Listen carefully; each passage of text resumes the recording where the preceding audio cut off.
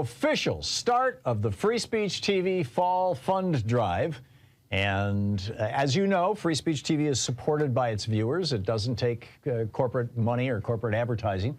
And so we rely on you and folks like you to help keep this network on the air and help keep this program on this network on the air. So this is your opportunity now to step up and be part of something really extraordinary. The only really genuinely progressive television network on, in the country. And we're Free Speech TV is growing. We've got viewers all over the place. And without you, there is no Free Speech TV. A particularly cool thing about this particular fall pledge drive is that for the entire drive, starting today and going all the way through the 2 weeks that this pledge drive will run. And by the way, it's only going to be 2 weeks. Those 3 and 4 week pledge drives, they're a thing of the past, at least for the moment. And so it's just 2 weeks. So please, call now, 877-378-8669, or go to freespeech.org and make your contribution, because we want to move this thing along and get as many people in as quickly as possible and get this thing out of the way so we can get back to, regular normal programming. So there's this $50,000 match.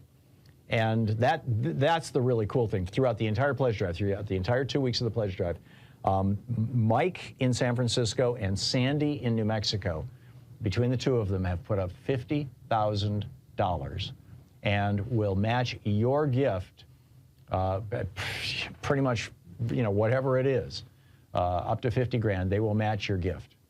This is a big deal. This is a really big deal. So, if your gift of $10 becomes $20, your gift of $100 becomes $200, your gift of $1,000 becomes $2,000 instantly throughout the entire pledge drive. So call now, 877-378-8669, and make your contribution. Become a member of Free Speech TV if you're not already, and if you are, and you can make a one-time gift, or you want to sign up for the regular monthly contributions, which is another really important thing with Free Speech TV, because that allows them to budget. I mean, even if you were going to give a larger amount, but hey, we'll spread it out over a year and give a smaller amount every month. Sometimes that's even better, although, I don't want to discourage large gifts, but that allows Free Speech TV to know what kind of income they have coming down the road, which is a really important thing when you're trying to run a business. So here are the goodies that come, the premiums they call them in the business. They come with a Free Speech TV drive this time. With a $20 gift, you have your choice of the Thom Hartmann University Proud Student, the Thom Hartmann University bumper sticker, or the I'm Voting Are You car magnet, or the Free Speech TV Pride Cool Seat. With a $50 gift, you get your choice of the 5-pack of clear stickers, or the Be a Superhero for Democracy with the Free Speech TV Superhero Tote Bag. With a $75 gift, you get your choice of either the Free Speech TV hat, only available here and during these fund drives, or only available through this program, the exclusive Thom Hartmann mug, the one that you see me drinking from as I'm doing my show. With a $100 gift, you have your choice of the Free Speech TV notebook and pen, or Spread the Vote. Now, this is something that's brand new to Free Speech TV. With any gift of $100 or more, you can choose not to take a premium. You can say, don't send me anything, but instead share that money with share some of that money, what the premium would have cost, with Spread the Vote. Now, this is only for donations over $100 or more. And when a donor gives more than $100, if you say, I'd like to choose Spread the Vote, if you select this option, this is the copy that Free Speech TV came up with. Free Speech TV will use part of the donation to support Spread the Vote's efforts to increase voter turnout, including helping people in 17 states to obtain IDs to vote, creating nonpartisan election guides for young voters, helping unhoused people vote, driving folks to the polls on Election Day, and helping people who are in jail but still eligible to vote to do so. So you won't just be helping Free Speech TV, you'll be helping democracy itself. That's with a $100 gift. With a $120 gift, you have your choice of The Hidden History of Neoliberalism, my brand new book that just came out, or the Free Speech TV Superhero Water Bottle. With a $240 gift, there's the Free Speech TV Virtual Meet and Greet, where you can hang out with me for an hour and and we can talk about all sorts of wild stuff. And with a $1,000 gift, once we're well past this pandemic and we're all feeling a little safer, we're going to restart the come to Portland and hang out with us during the last hour of the program and the in-person meet and greets. So you get in line for that. We've postponed that now for almost 2 years, so I think that there's probably quite a line. But that's with the $1,000 gift. So let me just point out again, there's a $50,000 match. Your gift will be matched up to $50,000, 100% match. It will be doubled today and every day of this pledge drive. And the pledge drive is only going to run 2 weeks. So please call now, 877-378-8669. Please help keep this program on the air on Free Speech TV and keep Free Speech TV on the air. This is an extraordinarily important moment and time in history for a television network like this. Please call now.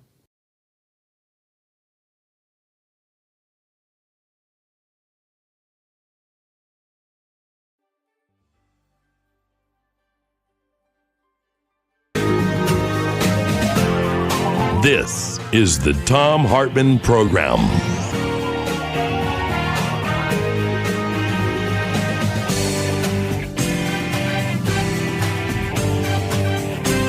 Hey, it's a brand new week, and boy, fall is coming here. In fact, I'm wearing a corduroy shirt today.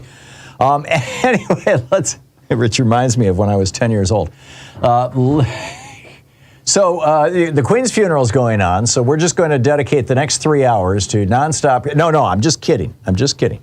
In fact, I'm just like over it. I get it. You know, it's a big deal. She was on the throne 70 years, or thereabouts. But didn't we fight a Revolutionary War about this? You know, no queens, no kings here in America, and yeah, I suppose it's. I don't know, I'd like to see some actual news. So let's talk about actual news. Let's start out with just acknowledging that cruelty and death is the Republican Party's brand and has been since the 1920s. 100 years. Speaking of, celebrating long-term events, I'll give you the details on that in just a moment. And is the far right's entire agenda driven by one singular perspective, which is that liberals are not bad, not wrong, not bad at policy, don't screw things up, but are actually essentially evil? We'll talk about that in this first hour. In the second hour, I want to get into just an absolutely shocking piece that was at the top of the New York Times yesterday. Are Russian trolls destroying democracy in the United States and around the world? And also how privatizing the commons is harming communities and countries. You will recall in 2020, the power systems of Puerto Rico were privatized, and now Jackson, Mississippi is looking at having their water system privatized, which will involve, roughly a 50% increase in prices for water, and, God only knows what it's going to do to the quality. We'll talk about that in the second hour. And in our third hour, our one guest for the day, Andy Kroll, is going to drop by. This dangerous digital forever war of far-right conspiracy theories. He has done a deep dive into the whole, Mike Flynn, QAnon, right-wing conspiracy theories, Donald Trump weirdness, and what it's doing to America. It's going to be a fascinating conversation in our third hour. And I've got a geeky science for you in the third hour, too. How a 1 hour walk can lower stress. There are caveats. You have to do it in the right place. I'll tell you about that in the third hour of our program today. But to start out, let's just all acknowledge that cruelty and death is the GOP brand. That's the headline over at HartmannReport.com today. I don't know if you caught yesterday's New York Times, but the lead editorial on the digital edition anyway, it was right up at the very top of the front page, was Jennifer Rubin's, and it was about how, Ron DeSantis's cruelty was so shocking. All these editorial writers in our major newspapers are shocked, I tell you, that DeSantis and Abbott would, exploit brown-skinned asylum seekers to rack up votes from white racists and white supremacists in Florida and Texas, and that DeSantis thinks he can ride this all the way into the White House in 2024. They're surprised by this, but it was really entirely predictable. I mean, even actual medical scientists have weighed in on this. The Lancet is arguably the most respected medical journal in the world. It was founded in London in 1823, an impeccable reputation. They only publish peer-reviewed science. And they published a piece. This was in 2020. They published this. This was the last year of the Trump reign. And they wrote, Trump exploited low and middle income white people's anger over their deteriorating life prospects to mobilize racial animus and xenophobia and enlist their support for policies that benefit high income people and corporations and threaten health. Now, this is a peer-reviewed research piece in the world's preeminent medical journal. I mean, this is pretty mind-boggling. They go on to say his signature legislative achievement, this is in the Lancet, a $1 trillion tax cut for corporations and high-income individuals opened a budget hole that he used to justify cutting food subsidies and health care. Well, why do Republicans do this? Why do they always do this? Why have they been doing this since 1920? Because Republicans don't believe in government. You know, the preamble to the Constitution talks about one of the 6 explicit or 7 implicit reasons why this Constitution was created, why the United States was founded as a democratic republic with representative democracy. One of the reasons was to provide for the general welfare of the American people. It says it in the preamble. It says it in Article 1, Section 8. Explicitly, it uses that phrase, the general welfare. But Republicans don't believe in that. They think that clause or phrase is just some nice fancy language, and it really should have been replaced by something that says, you know, government is here to serve rich people and big corporations, period, full stop. And if you're not rich and you're not a big corporation, you're on your own, buddy. You know, they don't believe that government should help the elderly avoid poverty.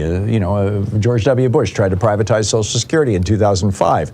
He didn't pull it off, but, you know, that was 2 years after he successfully started a privatization program in Medicare, so-called Medicare Advantage scam that has now, suckered, about half of the people over 65 into signing up for these private, often for-profit health insurance programs that, I forget who the guest was on our program last week. It might have been, I think it was Ro Khanna, wasn't it, who said that the Medicare Advantage insurance policies, 68% of the money they take in goes to patient care, whereas with real Medicare, 95% of the money that they take in goes to actual health care.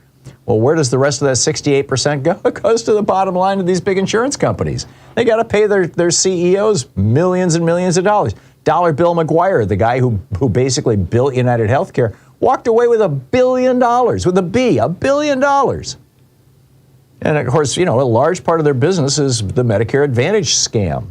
As the Lancet pointed out, quote, although Trump's effort to repeal the Affordable Care Act failed, he weakened its coverage and increased the number of uninsured people by 2 to 3 million, even before the mass dislocation of the COVID pandemic, and has accelerated the privatization of government health programs. They go on to say, and again, this is a medical journal commenting on the public health consequences of Republican policy. He chose judges for U.S. courts, they wrote, who are dismissive of affirmative action in reproductive, labor, civil, and voting rights, ordered the mass detention of immigrants in hazardous conditions, and promulgated regulations that reduce access to abortion and contraception in the USA and globally. I think most Americans have forgotten that Trump did all this stuff. The Lancet goes on, Trump's hostility to environmental regulations has already worsened pollution, resulting in more than 22,000 extra American deaths in 2019 alone, hastened global warming, and despoiled national monuments and lands sacred to Native people. This is an old song. Back in 2000, when Mike Pence was running for Congress in Indiana, he published a piece in a local newspaper about how smoking does not cause cancer. Honest to God, these are quotes from Mike Pence. Quote, despite the hysteria from the political class and the media, smoking doesn't kill, end quote. Of course, Mike Pence has made much of his living taking money from the tobacco industry or making money off tobacco. His family owned a chain of convenience stores that ultimately went bankrupt. But instead, Pence goes on to say, government big enough to protect us from our own stubborn wills is something we should worry about, right? He says, a government of such plenary power, once conceived, will hardly stop at tobacco. Surely the scourge of fatty foods and their attendant cost to the healthcare economy bears some consideration. How about the role of caffeine in fomenting greater stress in the lives of working Americans? Don't get me started about the dangers of sport utility vehicles. In other words, Mike Pence was arguing back in 2000. This, like I said, this is an old Republican song. Government shouldn't be doing anything. Right? Republicans fought against seatbelt laws. Remember back in the 70s? In the 80s, they fought against nutritional labeling on children's cereals and baby food. They fought against country of origin labeling on any foods. They continue to block action on climate change, which is literally killing Americans from coast to coast via floods, hurricanes, wildfires, tornadoes, and heat strokes. As The Lancet points out, again, this scientific paper, quote, disdain for science and cuts to global health programs and public health agencies have impeded the response to the COVID pandemic, causing tens of thousands of unnecessary deaths and imperil advances against HIV and other diseases. Remember when David Koch ran for vice president in 1980? Many of you, I realize, are not old enough to remember that, but he did. And this is from his platform, quote, we advocate the complete separation of education and state government. Schools lead to the indoctrination of children and interfere with the free choice of individuals. Government ownership, operation, regulation, and subsidies of schools and colleges should be ended. He goes on to say, we advocate the abolition of the governmental post office, the abolition of the Environmental Protection Agency, and the abolition of the Food and Drug Administration. This is exactly what happened when the Great Depression happened. And Andrew Mellon, the billionaire in today's dollars, who was in Herbert Hoover's cabinet, his Treasury Secretary, said, liquidate stocks, liquidate labor, liquidate the farmers, liquidate real estate, purge the rottenness out of the system. High cost of living and high living will come down. Enterprising people, he's talking about rich people like himself, enterprising people will pick up the wrecks from less competent people, end quote. In other words, government shouldn't even deal with the Republican Great Depression. I tell the story in this op-ed here today about Charlene Dill, this 32-year-old woman in Florida who had heart disease and couldn't afford her medication because then Governor Rick Scott refused to expand Medicaid. By the way, DeSantis has still not expanded Medicaid. And she died from this. I mean, this is, the GOP literally, well, not literally, but they have blood on their hands, metaphorically. And they're quite proud of it. The Lancet is laying this out. Now Senator Rick Scott has this plan to his 11-point plan that would end Medicare, Medicaid, food stamps, school lunches, programs that help low-income pregnant women, and would end Social Security. This is the Republican agenda. If you're not a billionaire, if you're not a corporation, to hell with you. And I'm wondering if any of our Republican listeners, and I know that there's a bunch of you out there, have any way of defending this. Give us a shout. I'd love to hear from you. Death, in my opinion, and try and prove me wrong, please. Death, disease, and racism are the coin of the realm for today's Republican Party. But, in America, this is nothing new. This is what Republicans have been doing for literally 100 years. We'll be back. I got to tell you about this right-wing smear. It's just insane. We'll be right back with that. This is the Thom Hartmann Program. Back with more of the news of the day and your calls in just a moment.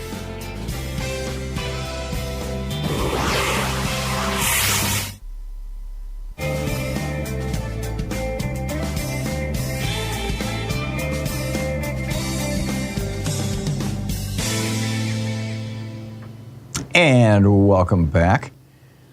Boy, it is just amazing. I wanted to share a story with you that by Andrea Bernstein in ProPublica. And it's about how Donald Trump has always been about using information to essentially blackmail or extort people. And it might give us some explanation as to why he has been stealing classified information, particularly classified information that talks about individuals, like the president of France. Back in 1997, Donald Trump was running a casino in Atlantic City. It was failing, as have most of Trump's businesses that have not been bailed out by Russians or Saudis. You'll recall, Russian oligarchs have been buying his condos and properties like crazy, and Saudi Arabia bought a whole floor of Trump Tower, et cetera. He's been bailed out by these foreign governments, but every time he tries to run a business in the United States, it's not, being bailed out by foreigners. He ends up broke, like with the casinos. So the state of New Jersey was building a tunnel, and the tunnel would have come out near a casino owned by Steve Wynn, who is a competitor of Donald Trump's. And 2 years earlier, in 1995, Christine Todd Whitman, who was the Republican governor of New Jersey at the time, her son had gotten falling down drunk in a Trump hotel in New York City.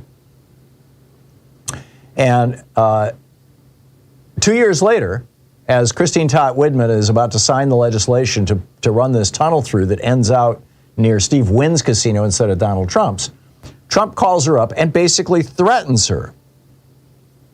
He says, if you don't stop this tunnel, I am going to release to the public the information about your son.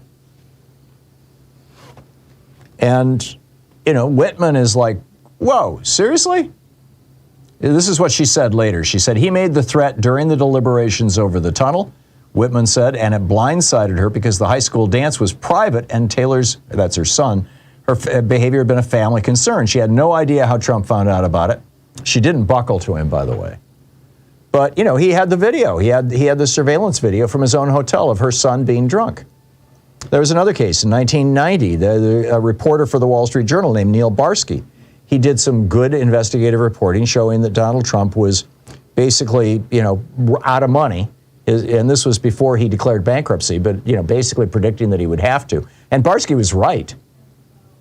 But Trump set him up a year later. Vengeance is a long-term thing for Trump.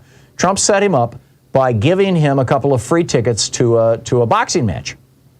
And then after Barsky, the reporter, and his dad went to this boxing match, Trump releases this to the news as proof that Barsky took a bribe from him, which just, destroyed this guy's reputation. And Trump called a New York Post writer saying, how would you like to destroy the career of a Wall Street Journal reporter? And they did. A decade later, Trump tried the same thing with another New York Times real estate reporter, Charles V. Bagley, who was reporting in ways that Trump didn't find sufficiently flattering. He out and out destroyed the reputation with this intelligence that he had.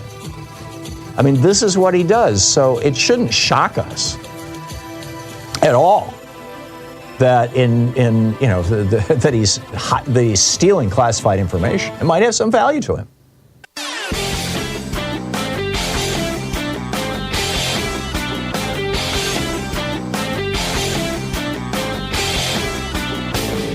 Change starts with you. You can be calling your Democratic or Republican representatives to let them know what you think by calling 202-224-3121. It's the Capitol switchboard. It'll get you right through to them.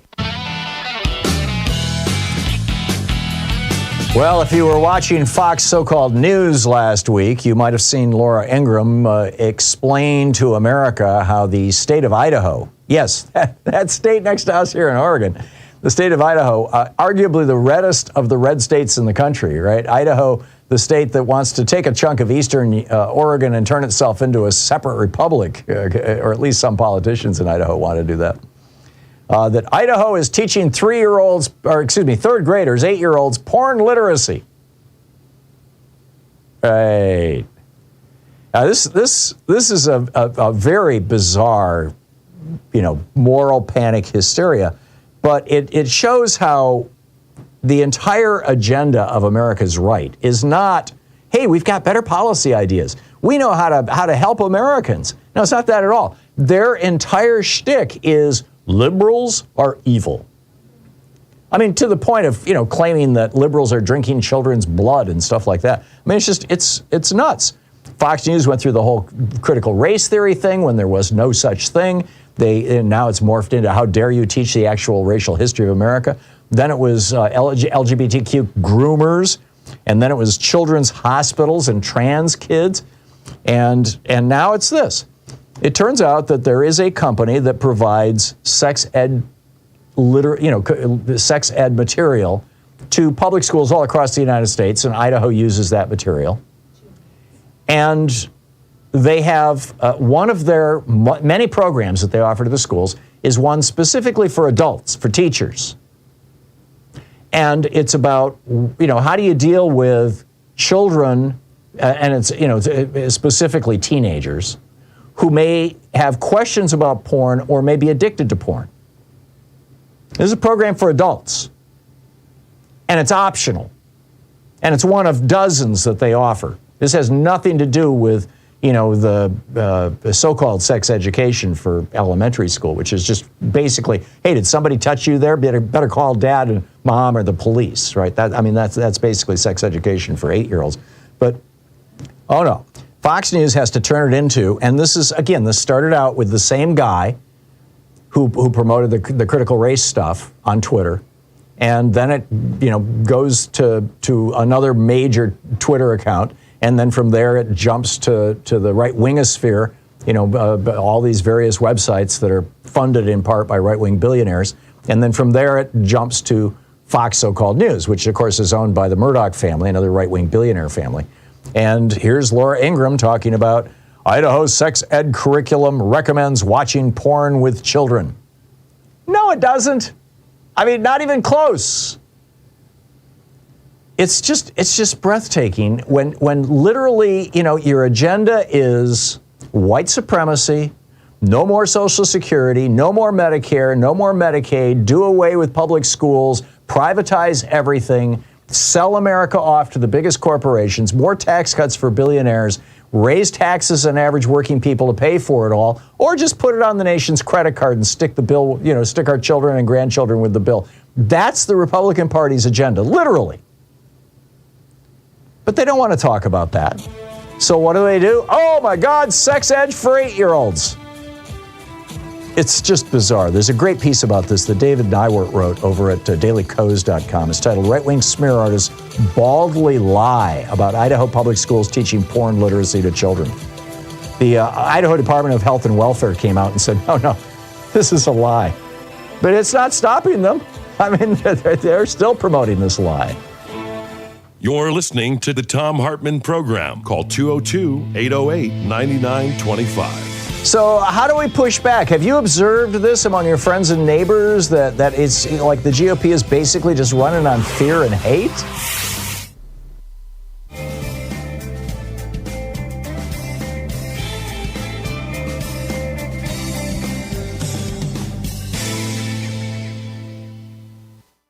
It is the official start of the Free Speech TV Fall Fund Drive.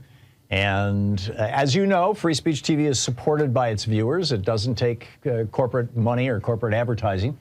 And so we rely on you and folks like you to help keep this network on the air and help keep this program on this network on the air.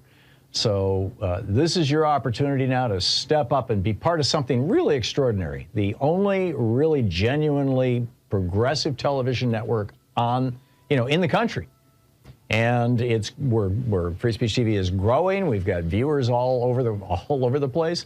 And without you, there is no Free Speech TV.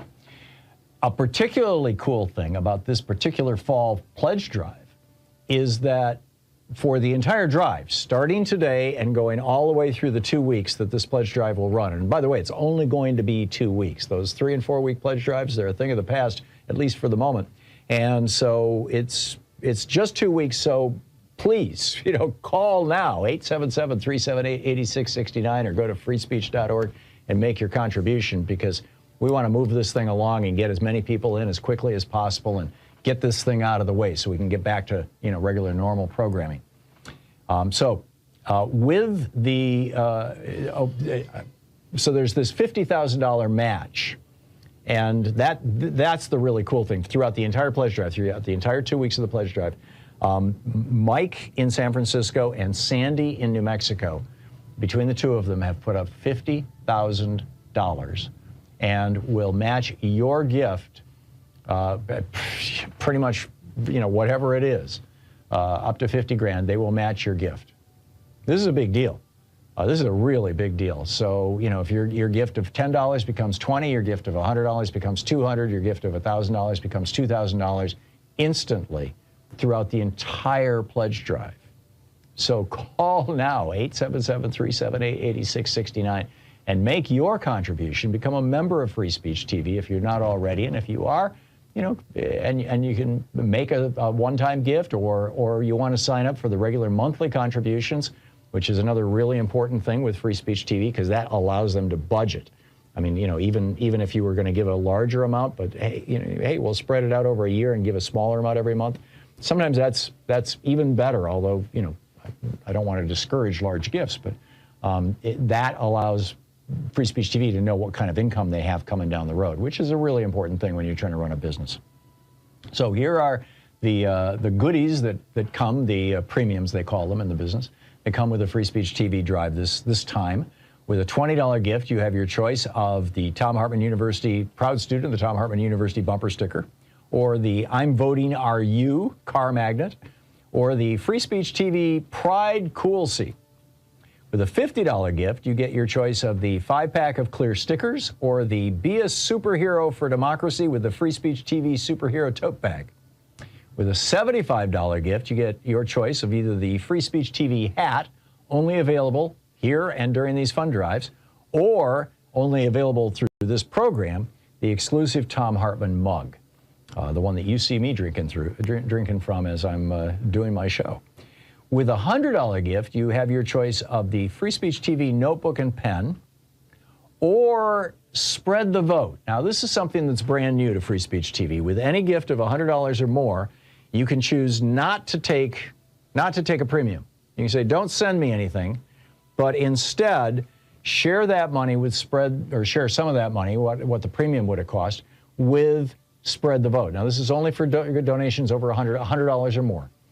And when a donor gives more than $100, if you say, I'd like to choose Spread the Vote, if you select this option, this is the copy that Free Speech TV came up with. Free Speech TV will use part of the donation to support Spread the Vote's efforts to increase voter turnout, including helping people in 17 states to obtain IDs to vote, creating nonpartisan election guides for young voters, helping unhoused people vote, driving folks to the polls on Election Day, and helping people who are in jail but still eligible to vote to do so.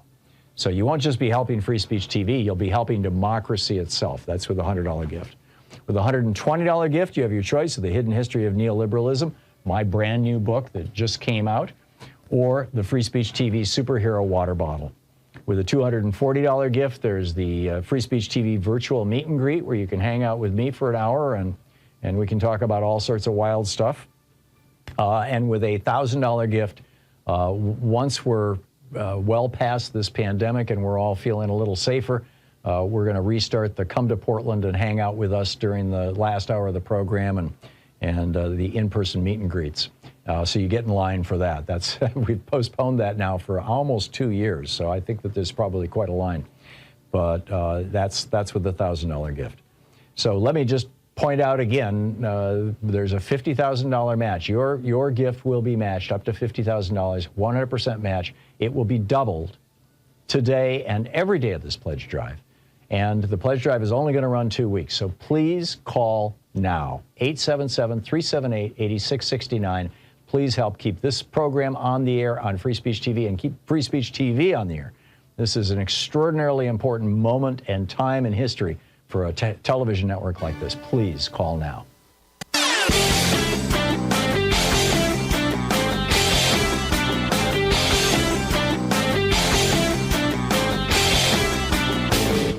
Hey, thanks so much for sharing our program and for reaching out to our stations and sponsors and letting them know that you're listening. It really means a lot to us. Oh, this is incredible. Over on Raw's Story, the story by Sarah Burris, conservative Republican. This is Star Parker, who runs the Republican think tank CURE, C-U-R-E, was on C-SPAN yesterday and said that we need tight abortion laws because, and I quote, Women are not controlling their sexual impulses. Right. And I don't even know what to do with that other than to just, share it with you. And, oh, man. Anyhow, Steve in Park Ridge, Illinois. Hey, Steve, what's on your mind today? Well, Tom, I just wanted to compliment you for saying what I've been thinking at the start of your show, that being we here in America don't need to spend all our time mourning the Queen's passing. Yeah, I find it rather absurd. I don't hate the Queen. I don't hate the royals. They are who they are because of the institution of monarchy, but that's what I have a problem with.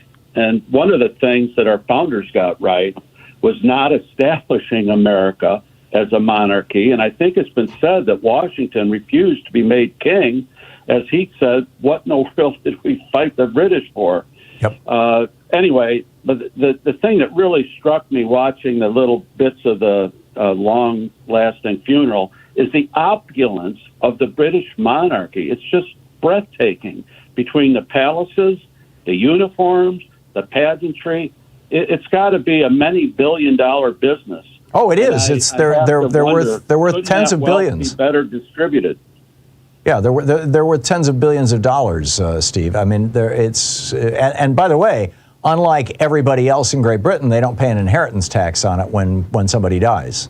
When the wealth is passed down, it's tax-free on every count, and it's a pretty good scam, if you can get it. And here's a whole family that, and Sean and I were talking about this morning. I mean, every now and then you get actually a fairly good royal. I mean, Queen Elizabeth II did a very good job. Henry VIII, not so much. Right? I mean, it's like if your criteria for leadership of a country is being a member of the Lucky Sperm Club, then that country is going to be in for some hard times from time to time. And British history, as much as the history of any monarchy, tells you that.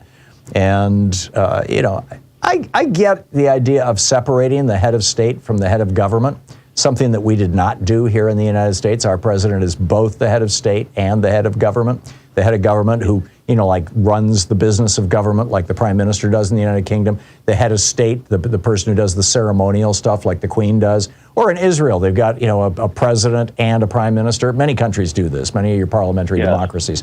And the president doesn't have much power, and the president, shows up for the ceremonial functions and shakes hands with people and stuff like that. And the prime minister runs the country. I get that. I've got no problem with that. And frankly, if the Brits want a monarchy, God bless them. Let them have it. And the monarchy has been largely rendered toothless. And, I think they would make, I've heard some reasonable arguments, for a monarchy as kind of a safety valve or something like that. But, particularly against things like, fascist impulses. But, here in the United States, we're not a monarchy. We have not been associated with a monarchy since 1776 or arguably, 1789. And, I think our danger is slipping into a fascist authoritarian state. Yeah. That's clearly our current agenda and problem. Yeah, I think so. I think you're absolutely right. Steve, thanks for the call. Janice in Chicago. Hey, Janice, what's on your mind today? Yes, I live on the south side of Chicago, and just a few blocks from me, there's a house. Now, they had a Trump sign out in 2016, and then lately, in the past year or so, they've had signs up, screw or Pritzker sucks. Mm-hmm. Yeah. That's our governor, yeah. Democratic, and things, nasty things about the mayor. Well, that's all they've got to sell is hating on liberals. Well, they had a flagpole, and it had the stars and stripes, but below that they had a Trump flag. It's like Trump 2024, like he'll be back to make America great. And like the second coming. Mm-hmm. Well, lately I saw that the Trump flag had disappeared, which was heartening. But long before that happened, a new sign appeared. It's a picture of Ron DeSantis, and it says, I kid you not, Make America Florida. Wow. Yeah, I mean, he's really he has reached out to the white supremacist base in the GOP very effectively, more effectively than Nixon did, more effectively than Reagan did, more effectively, frankly, than Trump did. And he's standing behind this cruel hoax. Judd Legum just got this brochure that was distributed to people, and it's just amazing. You can see it over at Democratic Underground. Actually, I just retweeted it from Marissa Cabas. This is in Spanish, and it was given out to these immigrants. It's a very nice brochure. It's got 4-color pictures and all kinds of stuff. Picture of the Massachusetts welcomes you sign and all this stuff. And it promises cash assistance, 8 months of cash assistance, food, job training and placement, help with housing, and more and health care and other benefits if you just get on this plane and go to Martha's Vineyard. It's just breathtaking. And DeSantis is standing behind this. He's like all in favor of it. So, or not all in favor. I mean, it was his idea. And I just, cruelty is the point, and cruelty is all these guys have to sell. And there's a lot of white people in this country who are down with cruelty right now, and I think it's a tragedy. Well, yeah, I figure for everyone bold enough to put a sign or a flag out, there's others who wouldn't dare do that. Oh, it's like cockroaches. Yeah, see one, count 100. Yeah, absolutely. And it's a problem. Janice, thank you for the call. It should be a concern, I think, frankly, for all of us. Dennis in Aptos, California. Hey, Dennis, what's on your mind today? Yeah, hi, Tom. And I do want to say I thank you for everything you do every day you're on the air. Really quickly, King Charles runs his vehicles on alcohol fuel. Just wanted to get that in there. King Charles is an environmentalist. God bless him in that regard. But like I said, he's also, the beneficiary of the Lucky Sperm Club. It could have just as easily have become, King Crazy Charles. Anyway. Well, I think in the Netherlands, they have a monarchy too. Yeah. They don't get paid, as far as I know. They don't get 1 cent from the taxpayers. They're just, they have to live on their riches they already have. Yeah. But anyway, regarding Trump and his blackmailing history, I am concerned about that because there are documents missing, top secret documents missing. Who knows where they are? I think they're probably at Bedminster. I wouldn't be surprised if they're in the grave of Ivana Trump. Which would mean the FBI would have to go in there and dig up her grave. I'm waiting for that to happen, Dennis. Yeah. But to think that he could use that, I mean, he's already threatened America. He's already blackmailed us in that he's saying the Proud Boys, the Boogaloo Boys, the Oath Keepers, and the 3 Percenters, they're ready to wage war on my behalf. And I did read recently, there is a small percentage of military and police who are members of the Oath Keepers. I think it's the Oath Keepers. Yeah. Maybe it's the 3 Percenters as well. I guess there could be some havoc caused, but I have to think that most sane people, even if they're extremist Trumpanzees, they'd have to think twice about whether they'd want to take up arms and, who's their target? I mean, this wouldn't be, I think we know already, we're not going to have like the North versus the South in a civil war, because you've got people of all different political stripes mixed in everywhere. So where are the battle lines going to be drawn? I can tell you, absolutely no idea. And you've seen this. We've seen this in other countries as they devolve, as their democracies disintegrate, and it's stochastic terrorism. It's the and this is what Trump is trying to gin up, and Fox News and the right wingosphere is helping him with it, and that is to stir enough outrage that like the guy who sent the pipe bombs to a bunch of Democrats.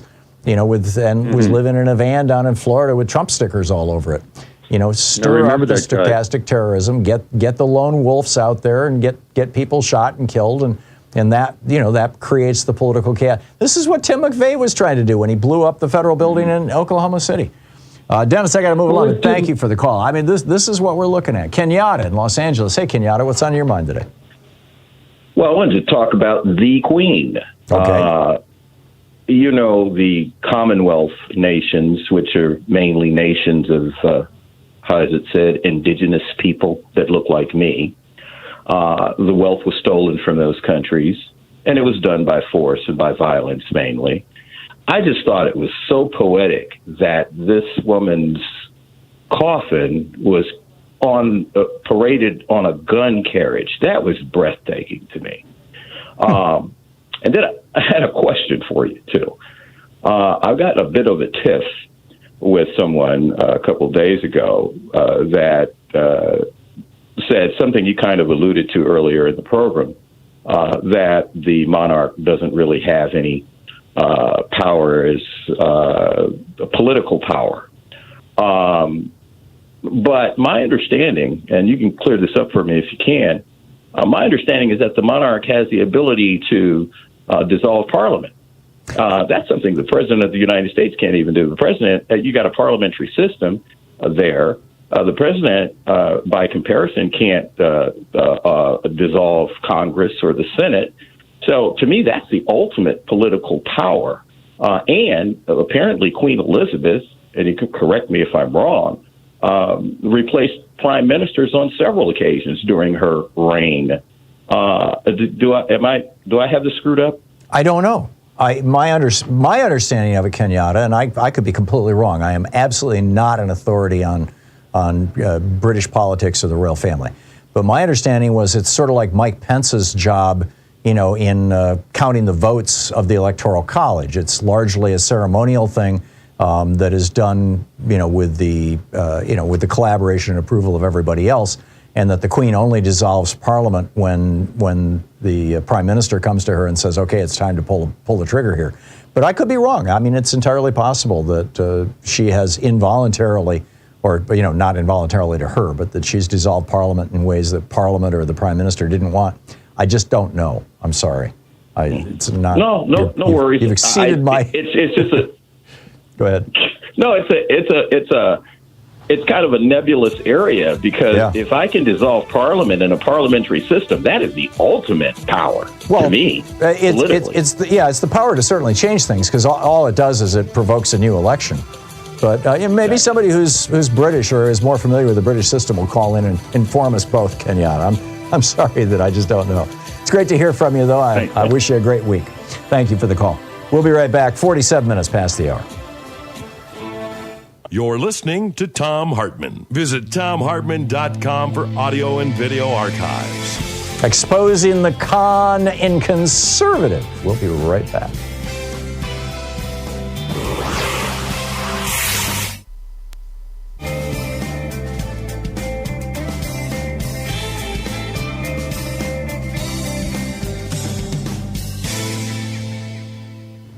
And welcome back. Dave in Federal Way, Washington. Hey, Dave, what's up?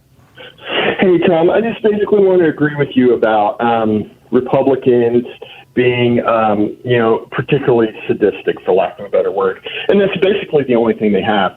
And I just want to warn you and everybody listening that this is just beginning. And there was a couple of evidentiary pieces this weekend. One is a book, and I know people are going to be just another book, by Peter Baker and Susan Glasser. It's called The Divider, okay? Well, in an interview, they talked about how particularly incoherent Trump is. They called it a word salad. But if you go back and listen, it is the word salad. It is the same type of word salad I have heard from almost every conservative ever since Barack Obama got reelected.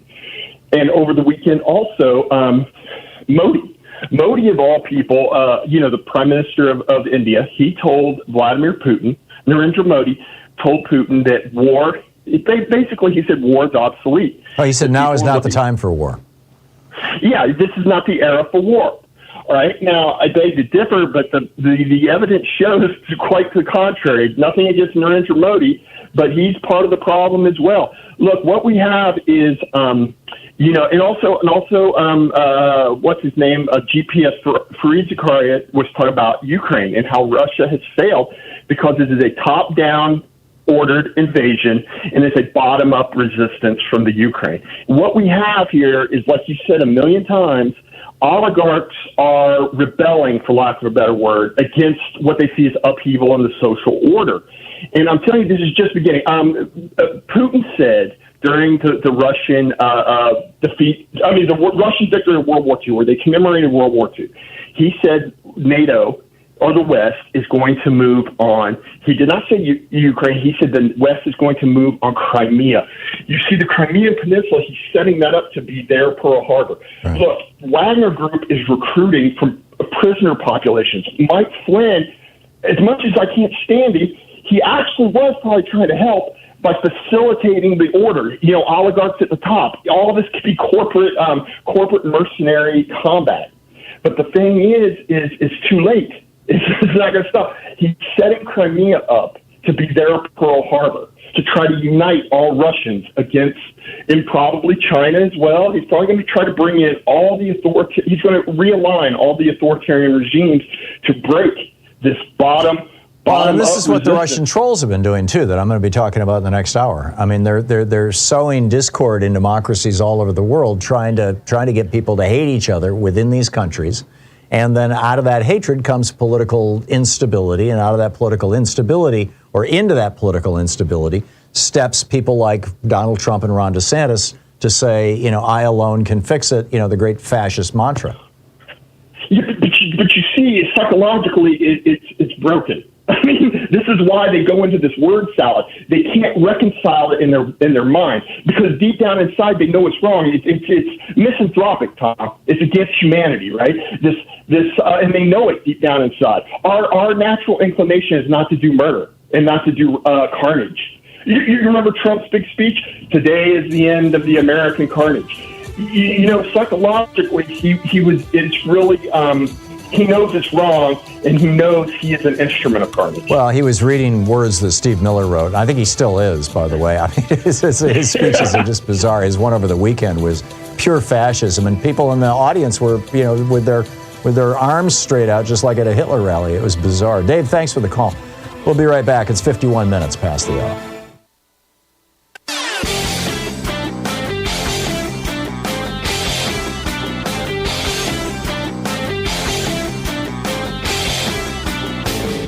Share the Thom Hartmann Program with your friends. We're available on SiriusXM, Free Speech TV, Pacifica, commercial stations nationwide, YouTube, Twitter, Facebook, on the Thom Hartmann app, and you can even tell your smart speaker to listen to the Thom Hartmann Program.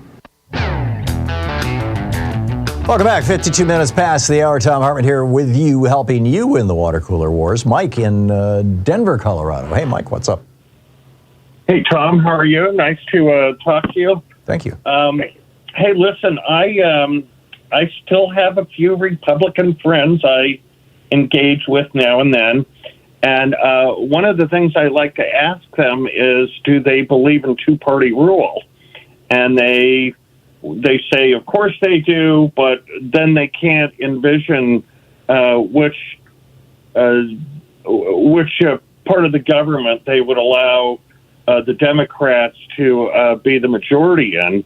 And I have the same question for you. I mean, where are you with two-party rule? I hear the entire Republican Party, you know, vilified to the nth degree. I mean, way beyond Trump. I mean, going back through, you know, Reagan, Nixon, obviously. But I'm just curious. Do you how do you envision a two-party rule if you know, we would just get rid of the Republicans if we could? Well, I don't think that we can or we should. I'm hoping that the party rescues itself. But Mike, the reality is that there are 7 nations in the world that have basically a two-party system. They all have multiple parties, but basically there's 2 major parties, and we're one of them. And these are all nations that were created before the American Civil War. And the reason that's significant is because, what's his name? John Stuart Mill. John Stuart Mill in 1861 wrote a book, and forgive me for forgetting the title of it, in which he laid out how a parliamentary system could work, where, you know, if one particular party gets 10% of the vote, they get 10% of the seats in Parliament. If another party gets 13% of the vote, they get 13% of the seats in Parliament. That's how pretty much every democracy that came about after the 1860s modeled their government after this program that John Stuart Mill laid out. You know, the British philosopher, whatever you want to call him, author. And but these other 7 nations, including the United States, we still have winner-take-all elections. Now, there are some exceptions. Alaska just adopted ranked choice voting. San Francisco's had it for a couple of decades now. There's over 300 communities in the United States that have ranked choice voting, which allows for multiple parties, which I'm a big fan of. I think a parliamentary system with multiple parties is frankly, I believe, better than a simple two-party system. But the problem is structural. This is in our Constitution. And the way to solve the two-party rule problem and have multiple parties and better voices and less of a risk of the capture of an individual party by radical elements, again, it would just be another fringe party in a multi-party system, is to go with ranked choice voting. Okay, but I had always heard that the reason we have this winner-take-all method of allocating electoral college votes was to make it appear there was a mandate. It's not just electoral college votes; it's all votes, and it's not about appearing. It's about this idea that the people who started this republic. I mean, keep in mind, this was the first elected republic. Representative Democratic Republic in 3,000 years. This was a huge experiment. And these guys who put this thing together, I mean, it's amazing that they got as many things right as they did. This was one of the things that they didn't quite get right. But they were committed to the idea that what the majority of the people want should be what the country does, as long as it doesn't, infringe on the rights of minorities. And so, we got first past the post, winner take all elections, not just the Electoral College. This is true of your local dog catcher race. Any kind of election where you've got, a political party on the ballot, you're basically going to end up with two parties. You're going to end up with Democrats and Republicans. And whenever a third party emerges, like the Greens in 2000, down in Florida, Ralph Nader pulled, 9,000 votes or something like that, away from Al Gore. And, there's still people blaming Ralph Nader for that. I'm not one of them. I think that the election got stolen by Jeb Bush, but that's a whole other argument. But the point is that, in a multi-party system, you have multiple parties taking positions. And sometimes, an entire party is devoted just to one thing, like the Greens just to the environment, or parties, just to a particular issue. And that can produce a robust conversation within a parliamentary system. We lack that because of two-party rule, Mike. And it's unfortunate, but hey, it's what we have. And the way around it, the solution to this is to do what Alaska has done in every single state, and that's go to ranked choice voting, which allows for multiple parties to participate. We'll be right back. I want to get into Russian trolls destroying democracy and privatizing the commons, now Puerto Rico and Louisiana. You're listening to Thom Hartmann.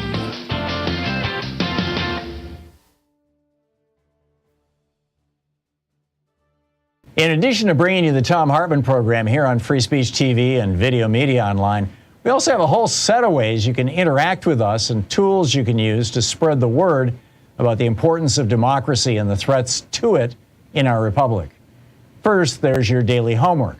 Sue Nethercutt puts together a daily email newsletter that has a link to every story I discuss on the air, so you can find my sources and you can share them with your friends. It's free and you can sign up at thomhartmann.com. Second, I publish my daily take every day over at the hartmannreport.com website. That's also free if you want the daily 5 days a week rant in your inbox. No ads either. Third, we have the podcasts. There's the free 1-hour version of our daily show that's advertising supported. You can find that wherever you get your podcasts normally. And then there's also the podcast of the entire 3-hour show with no advertisements, and that's available by subscription over at thomhartmann.com. So check them all out at thomhartmann.com and hartmannreport.com.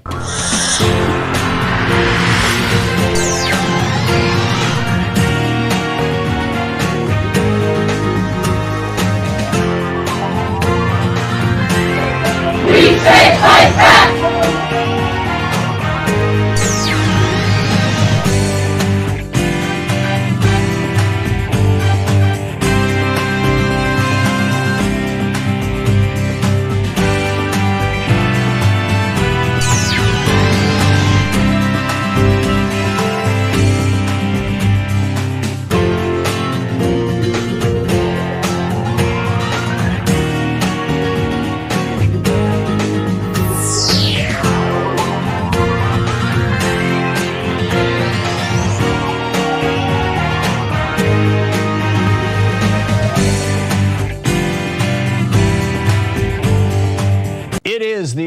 official start of the Free Speech TV Fall Fund Drive. And as you know, Free Speech TV is supported by its viewers. It doesn't take corporate money or corporate advertising. And so we rely on you and folks like you to help keep this network on the air and help keep this program on this network on the air. So this is your opportunity now to step up and be part of something really extraordinary. The only really genuinely progressive television network on, in the country. And we're Free Speech TV is growing. We've got viewers all over the place. And without you, there is no Free Speech TV.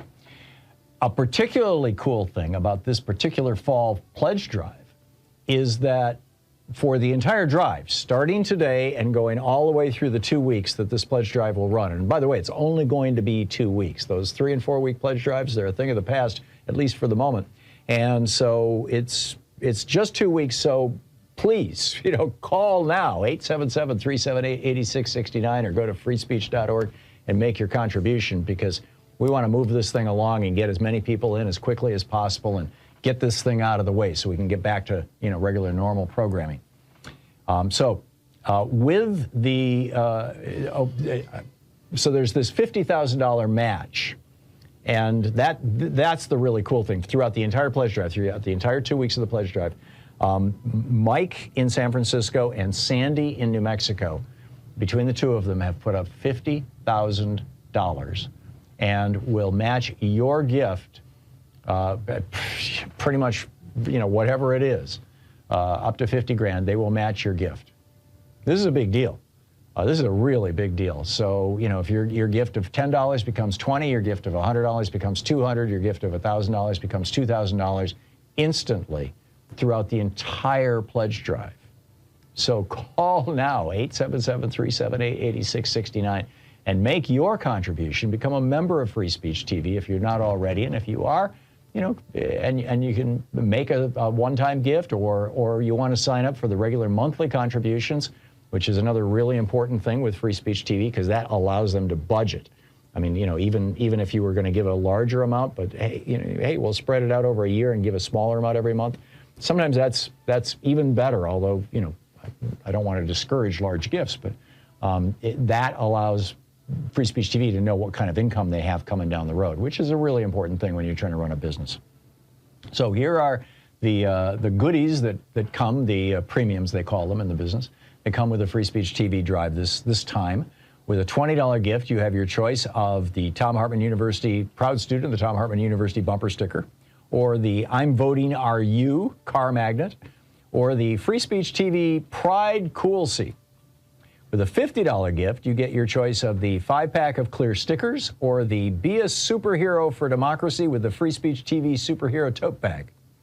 With a $75 gift, you get your choice of either the Free Speech TV hat, only available here and during these fund drives, or only available through this program, the exclusive Thom Hartmann mug, the one that you see me drinking from as I'm doing my show.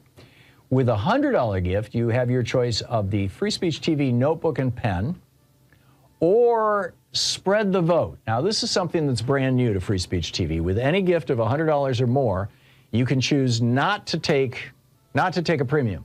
You can say, don't send me anything, but instead share that money with share some of that money, what the premium would have cost, with Spread the Vote. Now, this is only for donations over $100 or more. And when a donor gives more than $100, if you say, I'd like to choose Spread the Vote, if you select this option, this is the copy that Free Speech TV came up with. Free Speech TV will use part of the donation to support Spread the Vote's efforts to increase voter turnout, including helping people in 17 states to obtain IDs to vote, creating nonpartisan election guides for young voters, helping unhoused people vote, driving folks to the polls on Election Day, and helping people who are in jail but still eligible to vote to do so. So you won't just be helping Free Speech TV, you'll be helping democracy itself. That's with a $100 gift. With a $120 gift, you have your choice of The Hidden History of Neoliberalism, my brand new book that just came out, or the Free Speech TV Superhero Water Bottle. With a $240 gift, there's the Free Speech TV Virtual Meet and Greet, where you can hang out with me for an hour and and we can talk about all sorts of wild stuff. And with a $1,000 gift, once we're well past this pandemic and we're all feeling a little safer, we're going to restart the Come to Portland and hang out with us during the last hour of the program and the in-person meet and greets. So you get in line for that. We've postponed that now for almost 2 years, so I think that there's probably quite a line. But that's with the $1,000 gift. So let me just point out again, there's a $50,000 match. Your gift will be matched up to $50,000, 100% match. It will be doubled today and every day of this pledge drive. And the pledge drive is only going to run 2 weeks. So please call now, 877-378-8669. Please help keep this program on the air on Free Speech TV and keep Free Speech TV on the air. This is an extraordinarily important moment and time in history for a television network like this. Please call now. The book by Michael Waldman, The Fight to Vote.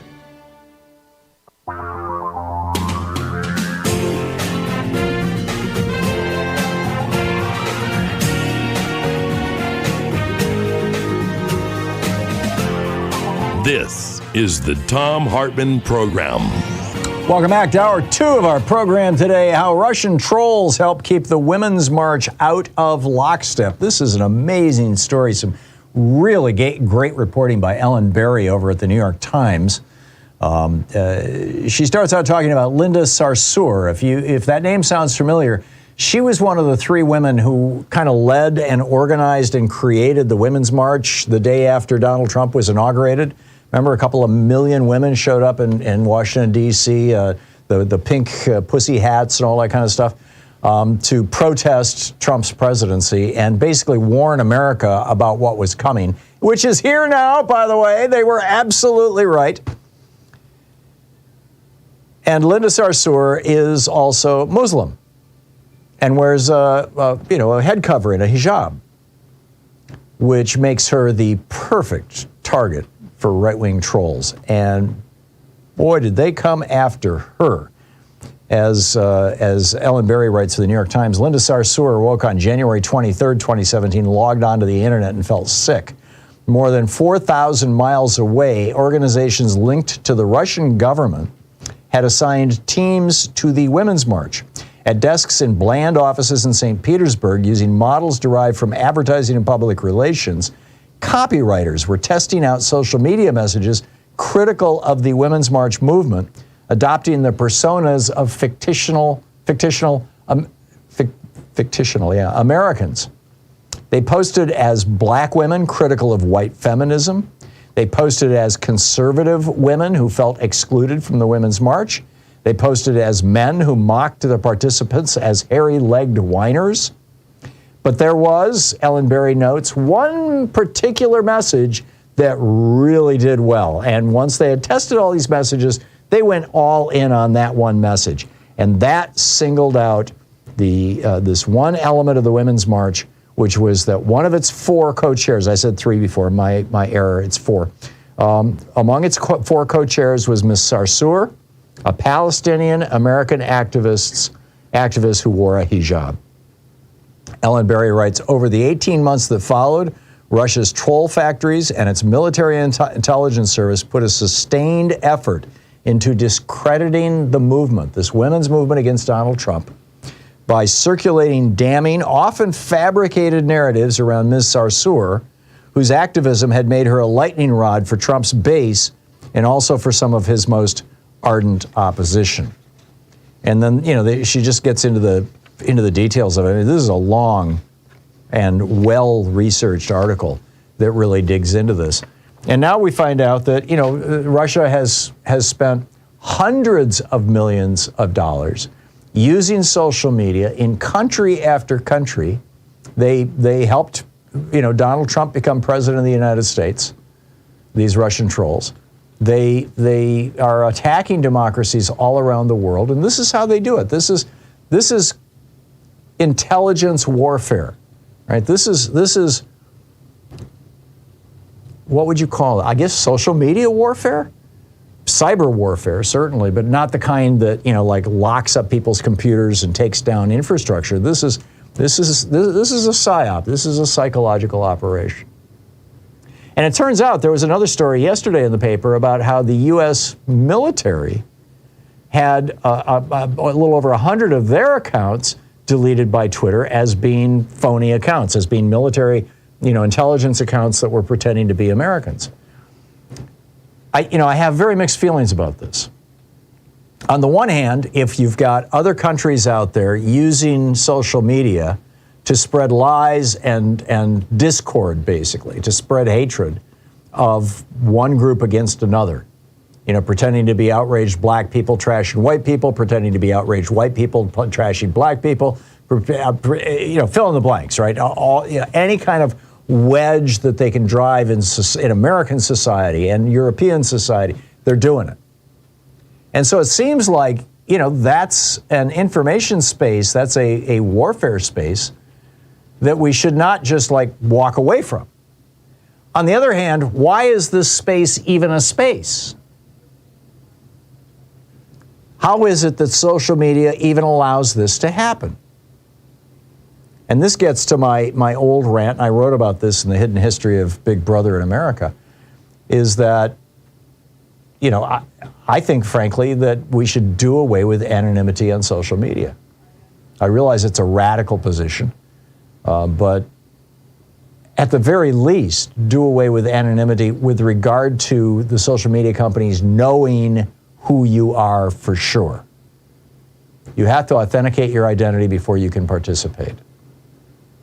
Now, I get it that there are some people who will go, oh, no, I can't be anonymous anymore, and anonymity is required for political activism in some places, and that's true. And I'm not quite sure how to resolve that. But how do we clean up social media so that the Russians can't trash democracies around the world? I mean, when your country is at risk, if this was just, Linda Sarsour being upset that she's being personally trashed and has to, hire security or something, maybe that's the price of free speech. Just like the old, letting the Nazis march in Skokie, Illinois in the 60s was the price of free speech. But I'm concerned that this goes beyond that. And whether our military should be engaged in these kind of things, well, now, certainly they should not be engaged in these things, in my opinion, inside the United States. But if our military is running social media operations in Russia or in China or in Saudi Arabia or in other countries that view the United States as a threat to their way of life and are actively trying to harm our country, I'm all in favor of it. So what do you think? I mean, is this have I gone over the edge? Have I gone off the rail here? I don't know. I just, it seems to me that there have to be appropriate and reasonable limits on the ability of a foreign government to manipulate the politics of a country. Obviously, I'm just up to this moment, I've just talked about, social media, but I would add money.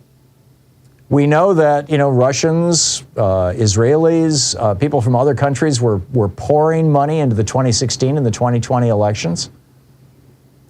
AIPAC was very, very largely involved in a lot of Democratic primaries, trying to take out progressives who were concerned about the situation with Palestinians in Gaza, for example. In my opinion, this should not be. But that's kind of a separate thing from social media. That has to do with how we fund elections and the insane decisions that our Supreme Court made conflating money and speech, which is kind of a separate rant. But, what do we do with this? How do we fix this? How do we even spot it? And Twitter seems to be making a good faith effort to do something about this. I'm not hearing anything from Facebook, although, I realize that they have an entire, department devoted to this. But how effective is it? Are they doing a good job? Shouldn't there be some legislation around this? Or have I just gone way too far? Love to hear your thoughts on this. We'll be right back. It's coming up in 15 minutes past the hour. This is the Thom Hartmann Program. Taking back the mainstream media 3 hours a day, 5 days a week, right here. We'll be right back.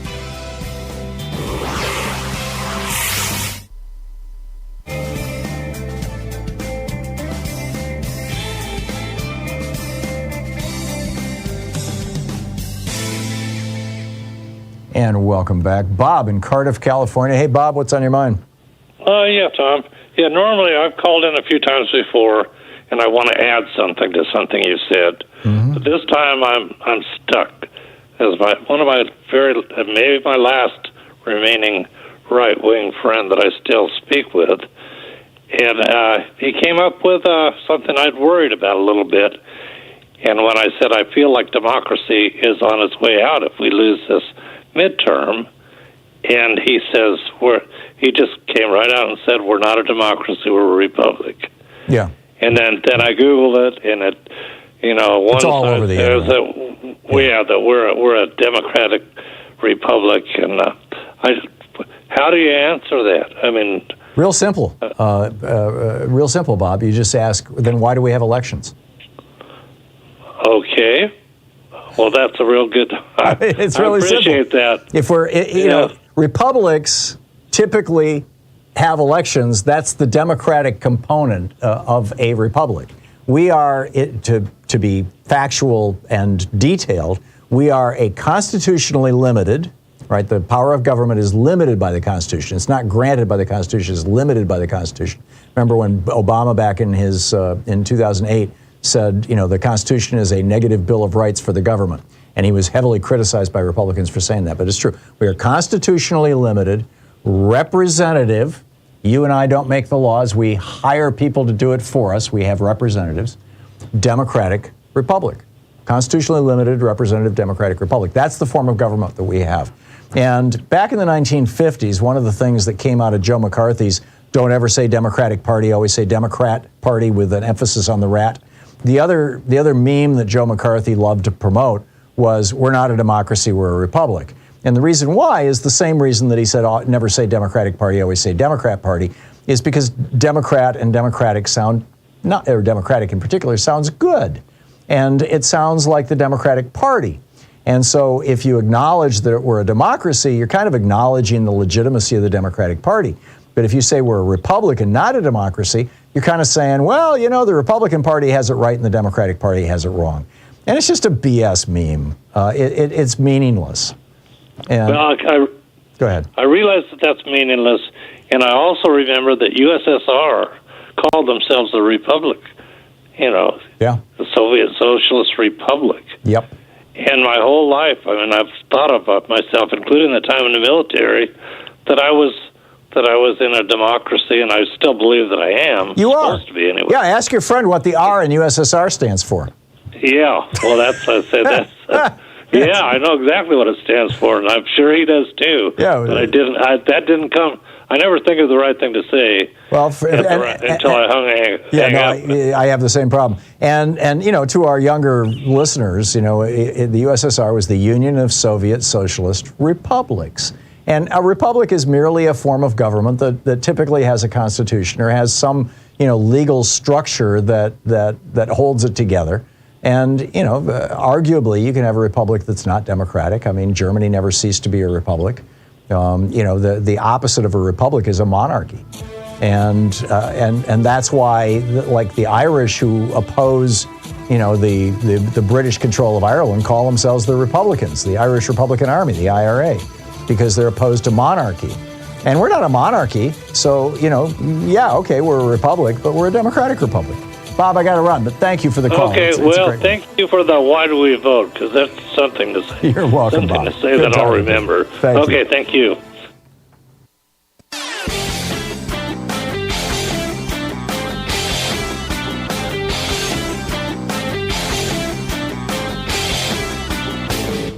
Missed my opening rant today? It's usually published over at HartmannReport.com, where you can read it and share it with your friends for free. Check it out, HartmannReport.com. So an amazing thing happened. Jerome Powell, I get it, he's a Republican bankster, but he descended from the throne of the Fed to go to the Cato Institute. It used to be the Charles Koch Foundation, and it's a right-wing think tank that's just got some really bizarre stuff going on. And, to his credit, I suppose, he wasn't having their sales pitch. For example, they said, why did everyone forget their Milton Friedman? Milton Friedman was the crackpot who came up with neoliberal theory that Ronald Reagan inflicted upon us. Powell says, get with the times. Changes in monetary aggregates haven't been a good predictor of inflation for decades. If you're obsessed with monetary aggregates, you're missing the plot. We don't pay attention to them, and we certainly don't allow them to play any role in our formulation of monetary policy. And then they said, we like nominal GDP targeting. And he says, hard pass. Those Taylor rules, he says, no central bank, and certainly not the Fed, has ever tied its hands. Anyhow, there's a whole video about it you can see over at ThomHartmann.com. Check it out. And welcome back. George in Chicago. Hey, George, what's on your mind today? Well, I'd like to bring up a point that was addressed a little earlier on Stephanie's show, and I've done a little bit of digging on it, and I think you'll find it's interesting that the aviation company in Florida that Ron DeSatan engaged to transport legal immigrants seeking asylum up to Martha's Vineyard. I thought it was a Texas company because they came out of Texas. It's a Florida-based company that recently, in the recent past, purchased 6 Russian helicopters, and most of their fleet is Russian-built aircraft. Really?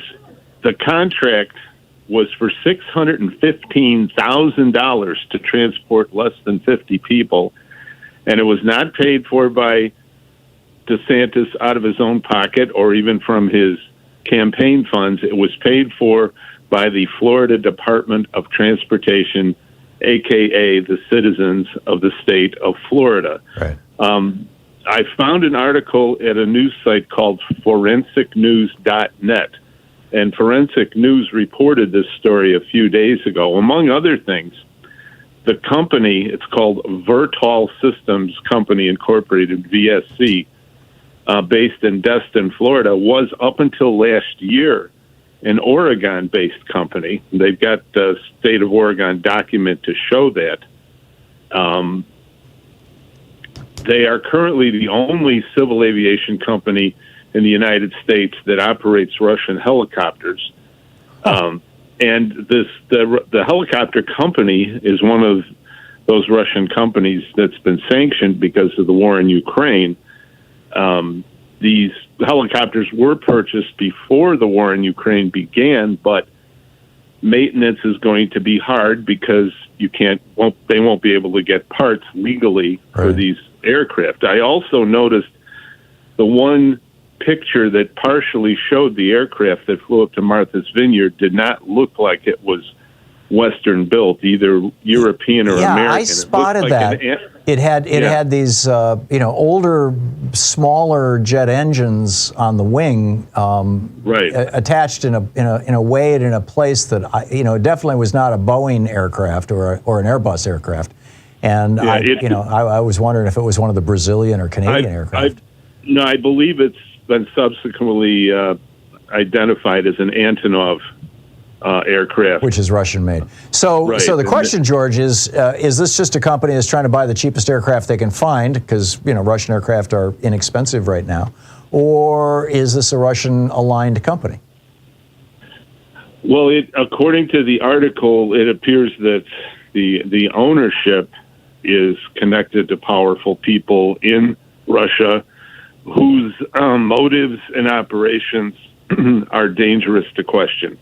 And also, this is more speculation on my part, but there's always the problem with any consumer electronics that are manufactured in China that they have surveillance capabilities in them, and we know that a lot of them do. That a lot of computers and phones are relaying information. And software, TikTok, for example, it just came out that if you use the TikTok browser, every keystroke is sent to the Chinese government, apparently. So it would not be beyond the realm of possibility that the avionics or electronics in these aircraft might contain spyware, or there might even be air surveillance equipment in these planes. They should all... The FAA should inspect all these. Who knows? I mean, I'm inclined to suspect that they just were looking for cheap aircraft, and that was one of the suppliers. But who knows? George, thanks. I've got to move along, but thank you for the heads up on that. I'll check out that article too. I wrote it down. Lou in Pueblo, Colorado. Hey, Lou, what's up? Hey, Tom. Just a quickie. I think Antonov's made in Ukraine, but so the plot thickens. Could be really hard. But I was going to call about the Declaration of Independence, okay?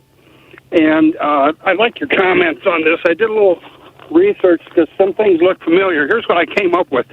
For those who aren't familiar, didn't have civics, the Declaration of Independence is basically just a list of 21 grievances proving King George was a tyrant. Well, I boil them down to 3. And then I'll throw in one quick reference, and I'd like your comment.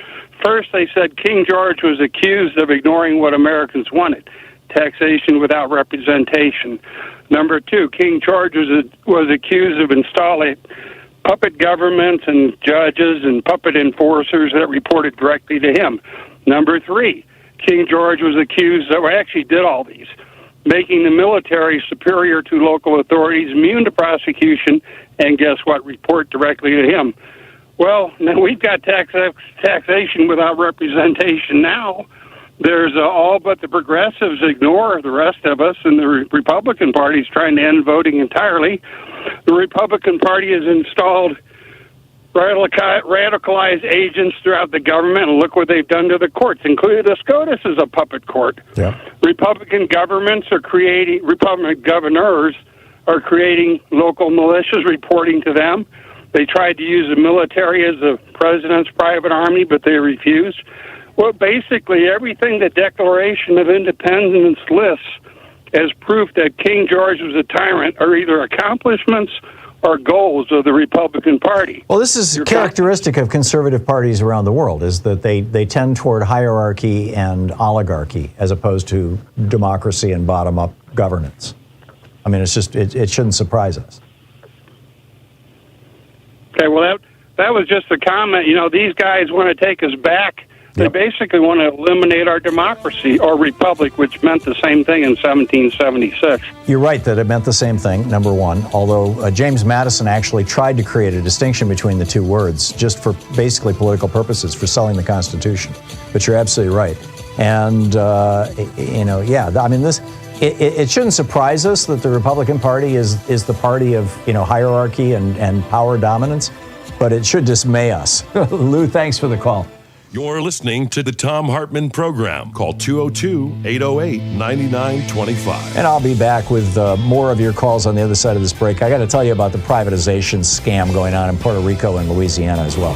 That'll take a couple minutes, and I'll pick up your calls.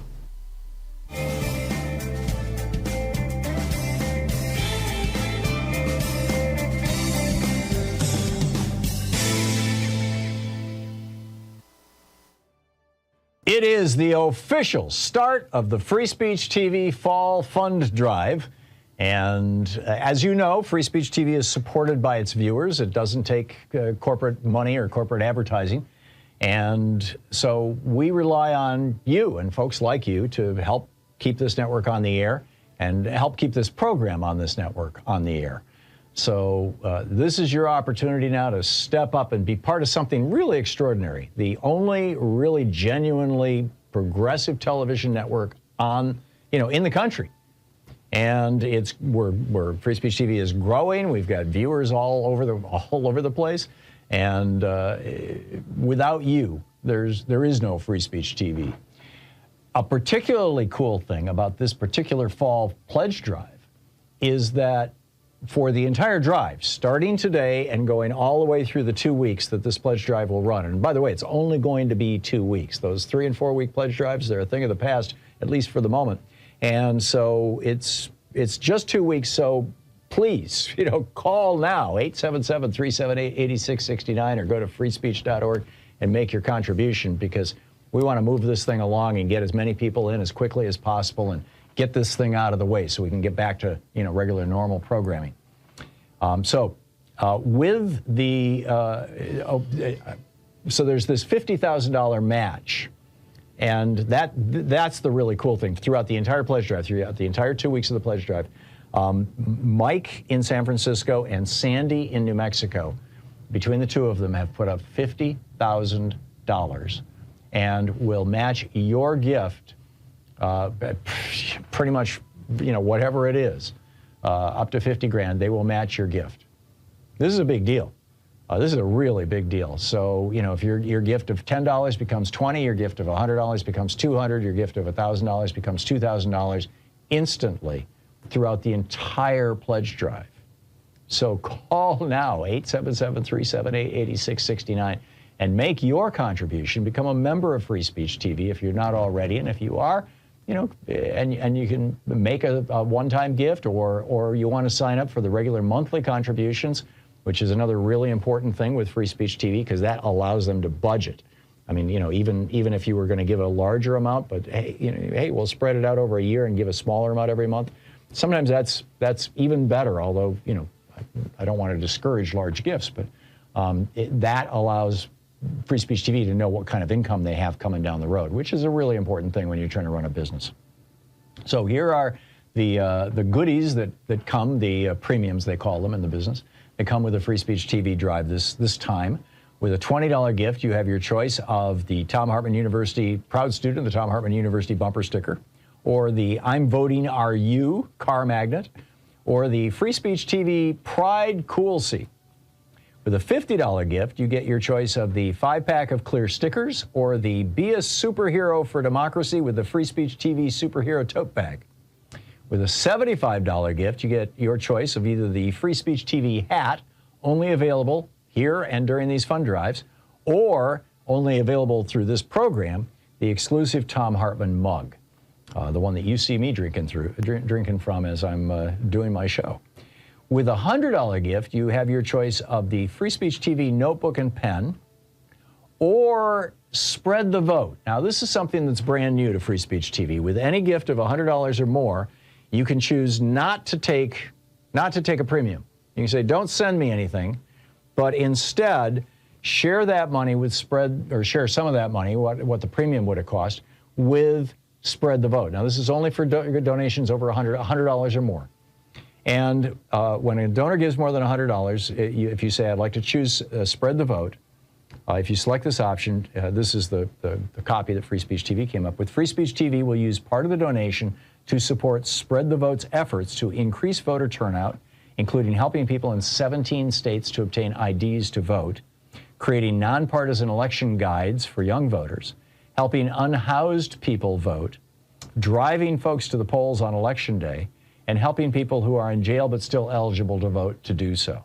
So you won't just be helping Free Speech TV, you'll be helping democracy itself. That's with a $100 gift. With a $120 gift, you have your choice of The Hidden History of Neoliberalism, my brand new book that just came out, or the Free Speech TV Superhero Water Bottle. With a $240 gift, there's the Free Speech TV Virtual Meet and Greet, where you can hang out with me for an hour and we can talk about all sorts of wild stuff. And with a $1,000 gift, once we're well past this pandemic and we're all feeling a little safer, we're going to restart the Come to Portland and hang out with us during the last hour of the program and the in-person meet and greets. So you get in line for that. We've postponed that now for almost 2 years, so I think that there's probably quite a line. But that's with the $1,000 gift. So let me just point out again, there's a $50,000 match. Your gift will be matched up to $50,000, 100% match. It will be doubled today and every day of this pledge drive. And the pledge drive is only going to run 2 weeks. So please call now, 877-378-8669. Please help keep this program on the air on Free Speech TV and keep Free Speech TV on the air. This is an extraordinarily important moment and time in history for a television network like this. Please call now.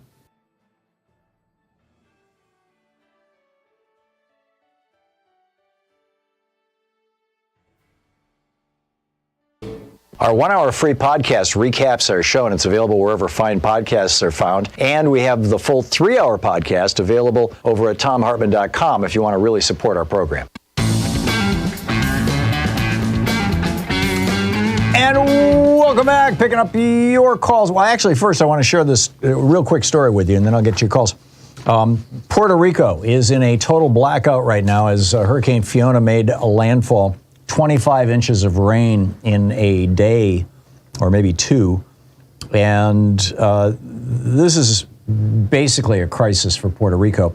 And you will recall in 2020, a company called Luma was given control of the entire, this is in the wake of Hurricane Maria, was given control, of the entire electrical system for the country.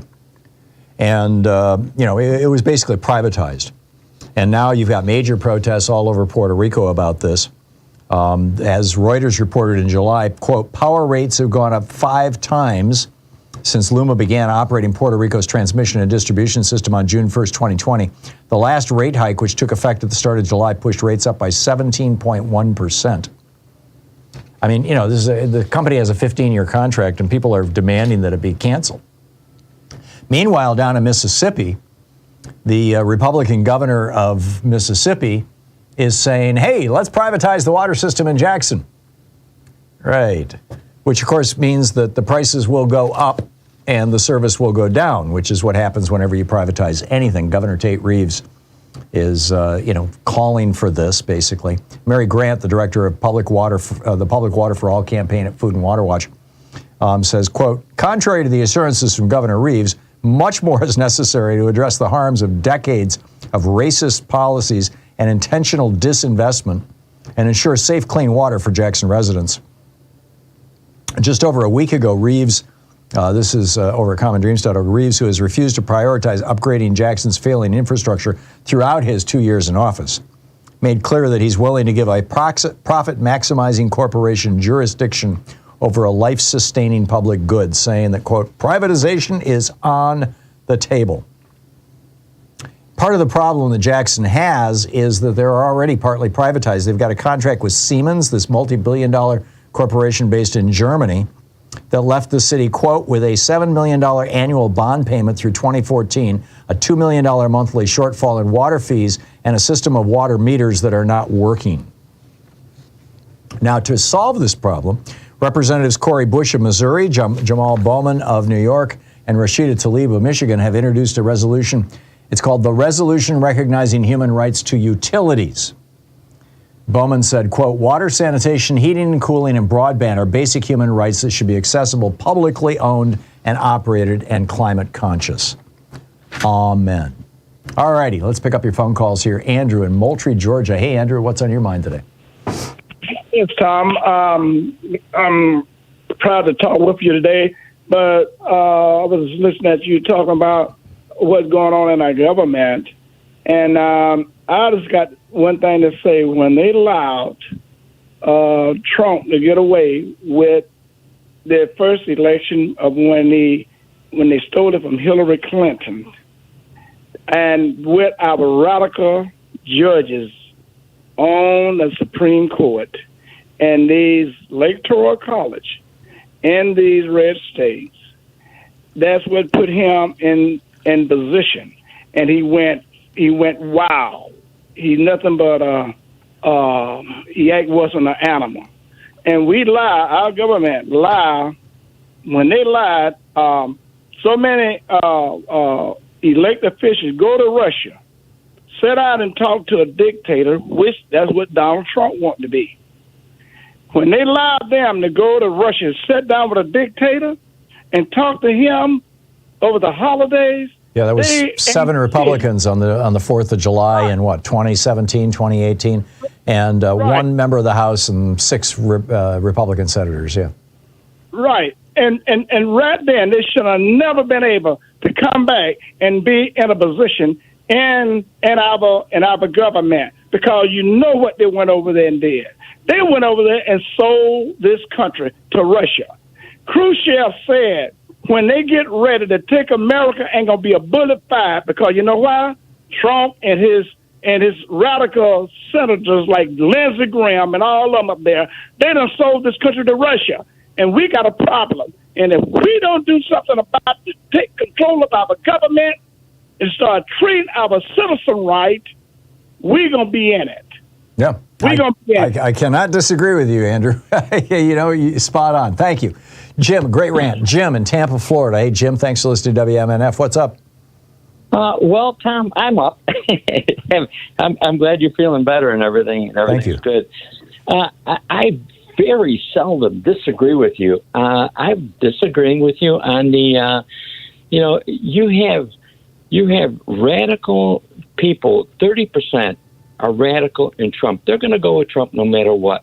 If you start splitting parties up like Nader did, which I blame Nader, you don't, but I do, when they start splitting up, the GOP is for one thing and one thing only, tax cuts and for the rich and for the rich and for the rich. The Democrats have a plethora of different ideas in there, and they're all fighting. Once we get in power, they all fight to bring their ideas out. If you have somebody in there that, like Trump, and you have other people splitting like you did in Alaska, he's always going to come on top. No, So I don't think so. I really don't. Really? The way ranked choice voting works is, you vote for your first choice as number one and your second choice is number two, and on down through the list. And so, for example, if you had ranked choice voting in Florida in the 2000 election, that 70,000 or whatever it was, 9,000, I forget the number, but those thousands of voters who voted for Ralph Nader, they would have put Ralph Nader as their first choice and Al Gore as their second choice, the majority of them. And I think that's fairly obvious. And what happens is when your first choice, clearly is not going to win, doesn't hit a certain threshold, then that gets set aside and your second choice gets counted. So Al Gore would be president if Florida had ranked choice voting in 2000. Oh. That's how it works.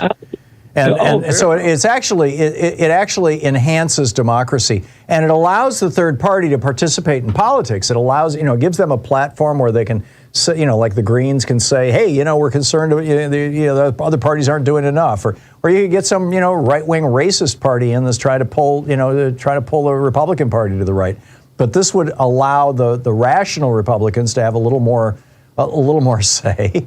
It's multi-party systems. I think around the world, I don't see anything working better, frankly, than multi-party systems. Do you? Okay, I disagree with you, and I thought, well, I can't be disagreeing, Tom.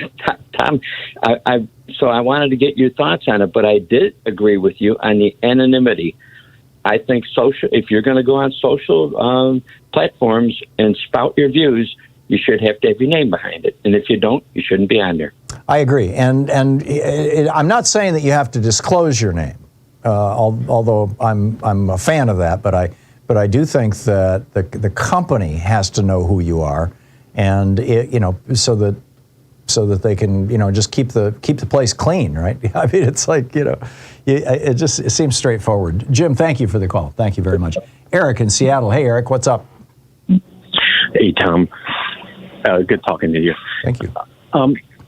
I wanted to just make a comment, a couple of comments regarding the New York Times article you discussed regarding the Russian trolls. And one thing, of course, we all know is the U.S. has done this, interfered in elections across the globe for decades. And doesn't make it right. No, exactly. But just a reminder that we still do it, even though, now it's coming to our borders. The second thing is that the Fifth Circuit of the United States, the Fifth Circuit Court, a couple of days ago, you can probably find it on Politico and some other major news sites, they just ruled that the social media companies can allow hate speech.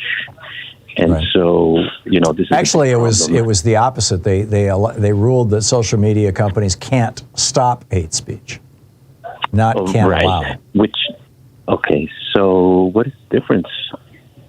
I think this is going to go to the Supreme Court, and it's a whole kind of separate conversation. And in fact, I was thinking that we should probably get somebody on who knows more about this than I do, like maybe the Electronic Freedom Foundation or somebody like those guys.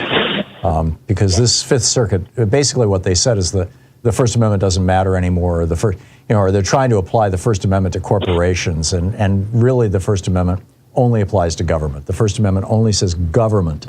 No law shall be passed that inhibits free speech. Government can't inhibit free speech. But if Facebook wants to inhibit free speech, if Facebook wants to say no to Nazis, or for that matter, no to me, I mean, that's their right. It's a private corporation. And, if the Nazis don't like it, they can go off and start their own thing, which they did, Truth Social, Donald Trump's Nazi-infected site. But Eric, let me get a little more information on this, and we'll get into this thing on the program. I appreciate the call. Robert in Portland. Hey, Robert, it says here you disagree with me. What's on your mind? Yeah, I don't particularly think we have democracy in America. As one of the last callers said, that America is constantly engaging in this social media warfare and other elections. How can we think that they're not doing it to our own elections? Furthermore, I think that the Russian troll thing is kind of, to say that we have democracy, look at Bernie Sanders. I think there's a lot of cognitive dissonance in the Democrats that say that we do have democracy when they're willingly and accepting the Democratic Party to rig their own nominations. So I don't really think we have a full democracy. Robert, I'm not happy about what happened with Bernie within the party either. But the fact that a guy who is arguably on the fringe of a party, at least at the time, I think personally, No. He was not on the fringe of a party. I really think that Bernie got a long, long way given the politics of that time. I thought it was pretty extraordinary. So I'm not a Democrat, and I don't particularly believe in voting Democrat because of what the Democratic Party did. And so I think that we're going to end up. Okay, well, go ahead and vote Republican, Robert. Good luck, because that's your alternative. It's 45 minutes past the hour.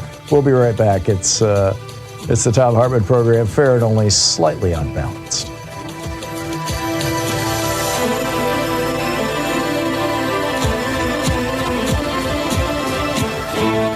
You're listening to Thom Hartmann. Visit thomhartmann.com for audio and video archives. Back with your calls on the other side of this break. Stick around.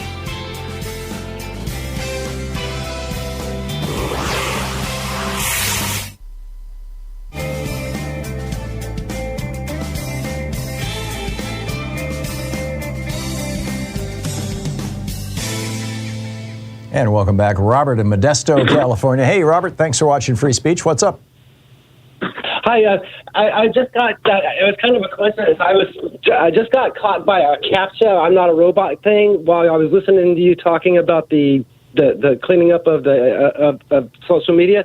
And this wouldn't, get rid of all of it, but it would be a good way to kind of make it a little more annoying to do, is to intermittently, like every day, maybe every couple hours or something like that, make all these social media posters have to submit to a CAPTCHA thing.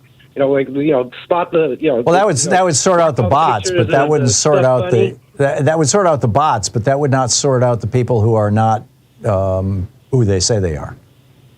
Yeah, but what I've been saying, it would make it more difficult to run multiples and things like that. Yeah, you're right. It would slow things down. And make it kind of sort of randomized within like a 24, 48-hour period. Something's going to pop up once or twice. You never know when it's coming. Yeah, yeah, interesting stuff. We have to do it anyways. Like I said, I was doing it just to order something off of some website or something. Yeah, like that. no, I totally get it. It's an idea, Robert. It's an idea. Thank you very much for the call, Steve in Hampton, Virginia. Hey, Steve, what's up?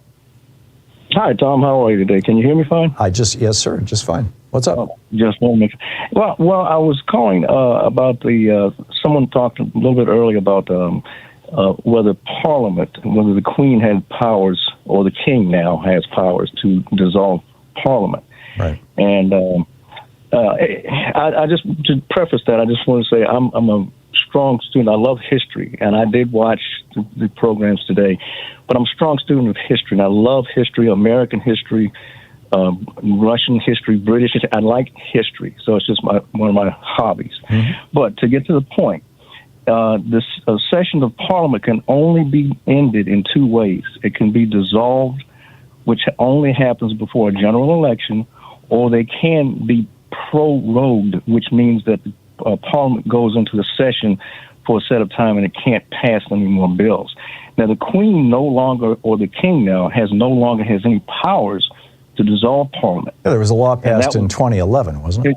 2011, called the Fixed Term Parliaments Act. Right. And that automatically dissolves Parliament every 5 years, or earlier if 2/3 of Parliament votes for new elections, or if there's no confidence vote. Right, right. So it's basically been taken out of the hands of the royal family. I mean, they still do it ceremonially, the same way that Mike Pence counts the votes ceremonially, but no power. Absolutely. And one final point was back in 2015, when Parliament was basically kind of deadlocked whether there was going to be a hung Parliament. The Queen, she actually left town because she didn't want to get involved in that part of it, and she wanted them to make that decision. And the last time a monarch replaced a prime minister was in 1834. That was King William IV. He fired the Whig reformer, Lord Melbourne. Oh, interesting. Wow, you really are a student of history, Steve. 1834. He replaced him with Sir Robert Peel. I remember him. Mm-hmm. I remember learning about him.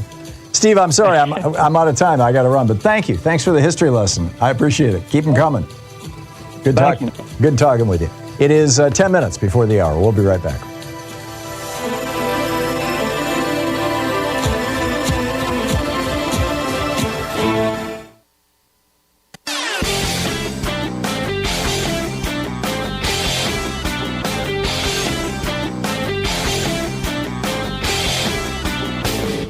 Hey, I've got a new book out. It's called The Hidden History of Big Brother in America, How the Death of Privacy and the Rise of Surveillance Threaten Us and Our Democracy.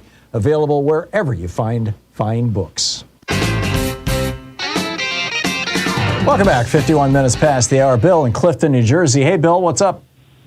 Hey, how you doing? Good. Do you remember when we were young, the most high-tech thing you could do was to dial the phone and get the atomic clock to set your watch? Yes. Or you could call up a number and get the weather, and that was like a big deal. Yeah. Yeah. But anyway, as far as the Parliament, they have this weird ritual. The House of Lords has a position called Black Rod. And it's a woman right now, but it's a man or a woman who carries this ebony staff or something. And they come from the House of... I think they're the leader of the House of Lords or something, or a High Chamberlain or something. And they do the ceremony where they go to the House of Commons, and as Black Rod approaches the door, they slam the door in his or her face. And then Black Rod takes this staff and bangs on the door 3 times, and then they open it it's to show that there's still independence from the Queen in the House of Commons. Oh, that's interesting. Or independence from the wealthy families who make up the House of Lords. Right. So they go through that dance anyway. But yeah. As far as the countries who are taking advantage of the social platforms, they should be banned. I mean, the only allowable presence there should be is a government website, and if there's knowledge that they've been doing there's all kinds of trolling stuff, their website should be reduced to 1 page, and there should be consequences for indulging in that stuff. But all that it is a function of algorithms, because we went from governing and doing business using people as a chain with a link who have ethics and morals, to allowing a algorithm to do the bidding for us, which has no morality or anything. Yeah. So you have soldiers who are doing these awful things on behalf of the Russians.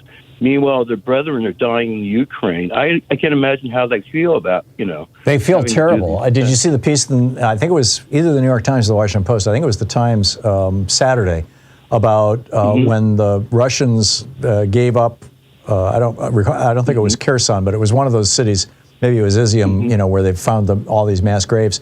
They left so quickly that they left behind a whole bunch of half-written letters home.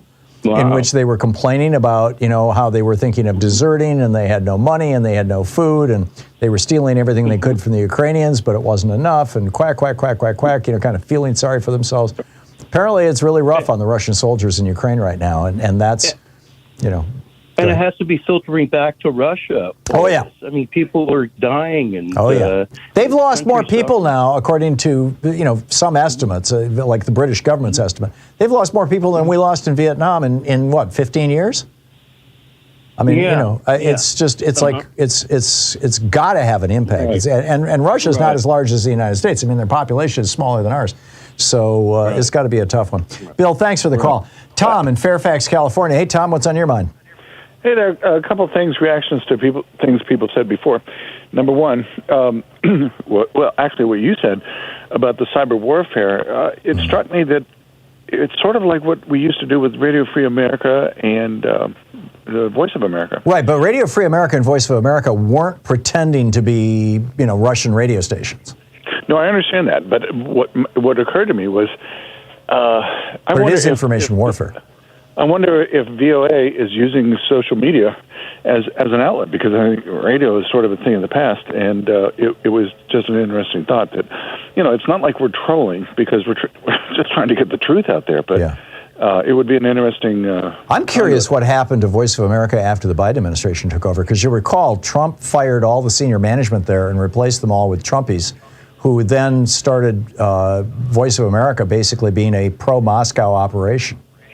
Yeah, I'm not sure if they replaced the current director. That is an interesting question. I can get back to you on that. I don't know. I keep track of American Forces Radio because they carry my show, but Voice of America, I don't know. My good friend David Ensor used to be the executive director, and he's retired. But at VOA? Yeah. Whoa. Yeah. You may have heard his name. He used to be a CNN correspondent, and then he became the director there. Anyway, the other thing I wanted to say was, we need to fight back against when they call us the Democrat Party, we call the Republicans the undemocratic party. And we can refer to Cruz as the undemocratic senator from Texas and so on and so forth, because that's what they do. I prefer to simply say there's no such thing as the Democrat Party.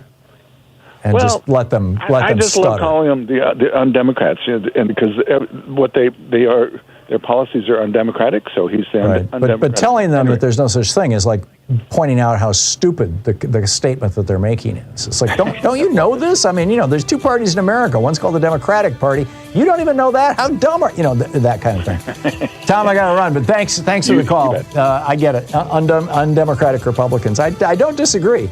I just prefer a direct approach. Hey, come on, there's no such thing as a Democrat Party. Oh my, okay. Andy Kroll coming up next. The dangerous digital forever war of right-wing conspiracy theories. You're listening to Thom Hartmann. In addition to bringing you the Thom Hartmann Program here on Free Speech TV and Video Media Online, we also have a whole set of ways you can interact with us and tools you can use to spread the word about the importance of democracy and the threats to it in our republic. First, there's your daily homework.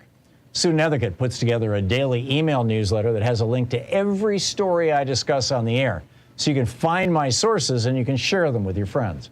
It's free and you can sign up at thomhartmann.com. Second, I publish my daily take every day over at the hartmannreport.com website.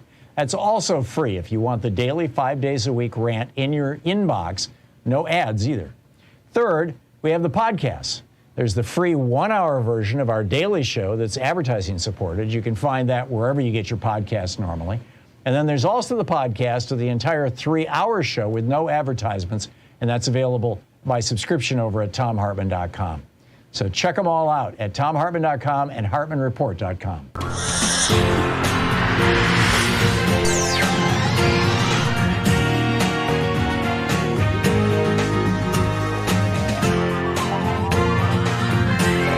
We say fight back!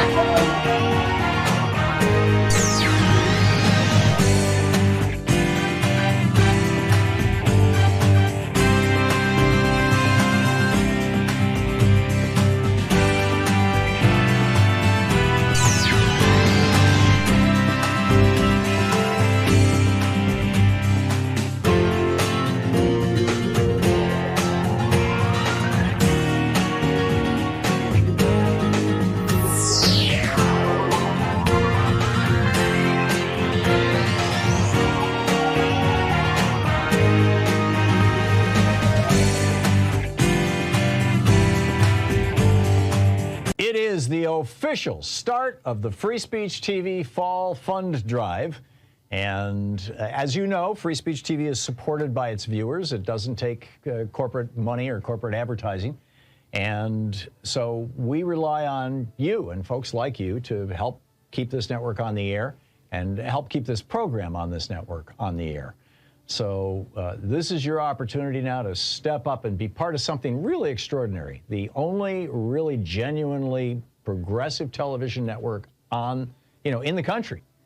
And we're Free Speech TV is growing. We've got viewers all over the place. And without you, there is no Free Speech TV.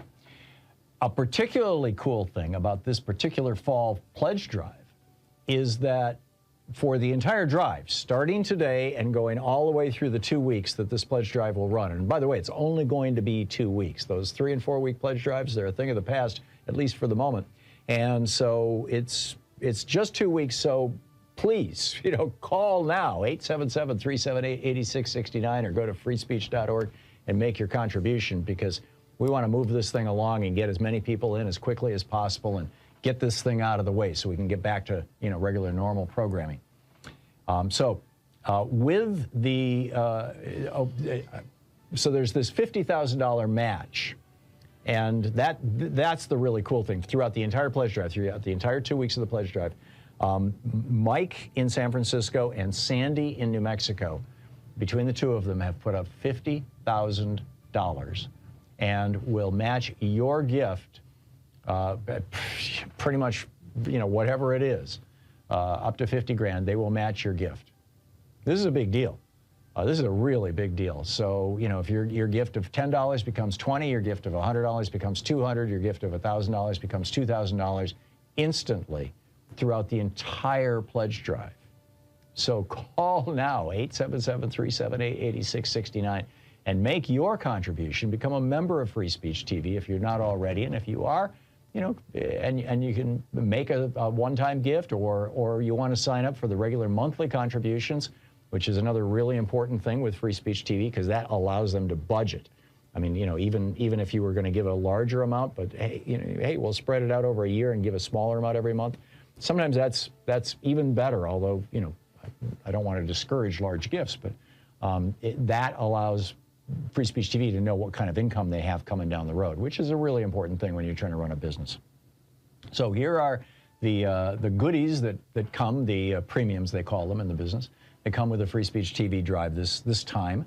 With a $20 gift, you have your choice of the Thom Hartmann University Proud Student, the Thom Hartmann University bumper sticker, or the I'm Voting Are You car magnet, or the Free Speech TV Pride Cool Seat. With a $50 gift, you get your choice of the 5-pack of clear stickers, or the Be a Superhero for Democracy with the Free Speech TV Superhero Tote Bag. With a $75 gift, you get your choice of either the Free Speech TV hat, only available here and during these fund drives, or only available through this program, the exclusive Thom Hartmann mug, the one that you see me drinking from as I'm doing my show.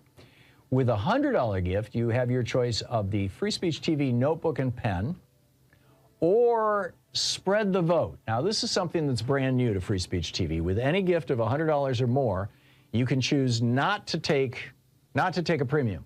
You can say, don't send me anything, but instead share that money with share some of that money, what the premium would have cost, with Spread the Vote. Now, this is only for donations over $100 or more.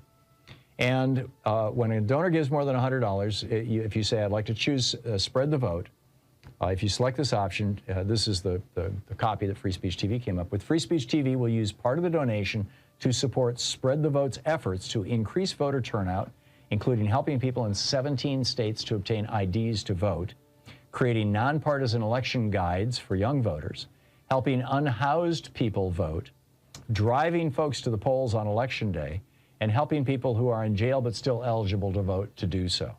So you won't just be helping Free Speech TV, you'll be helping democracy itself. That's with a $100 gift.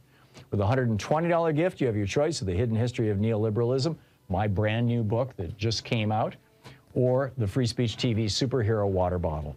With a $240 gift, there's the Free Speech TV virtual meet and greet where you can hang out with me for an hour and we can talk about all sorts of wild stuff.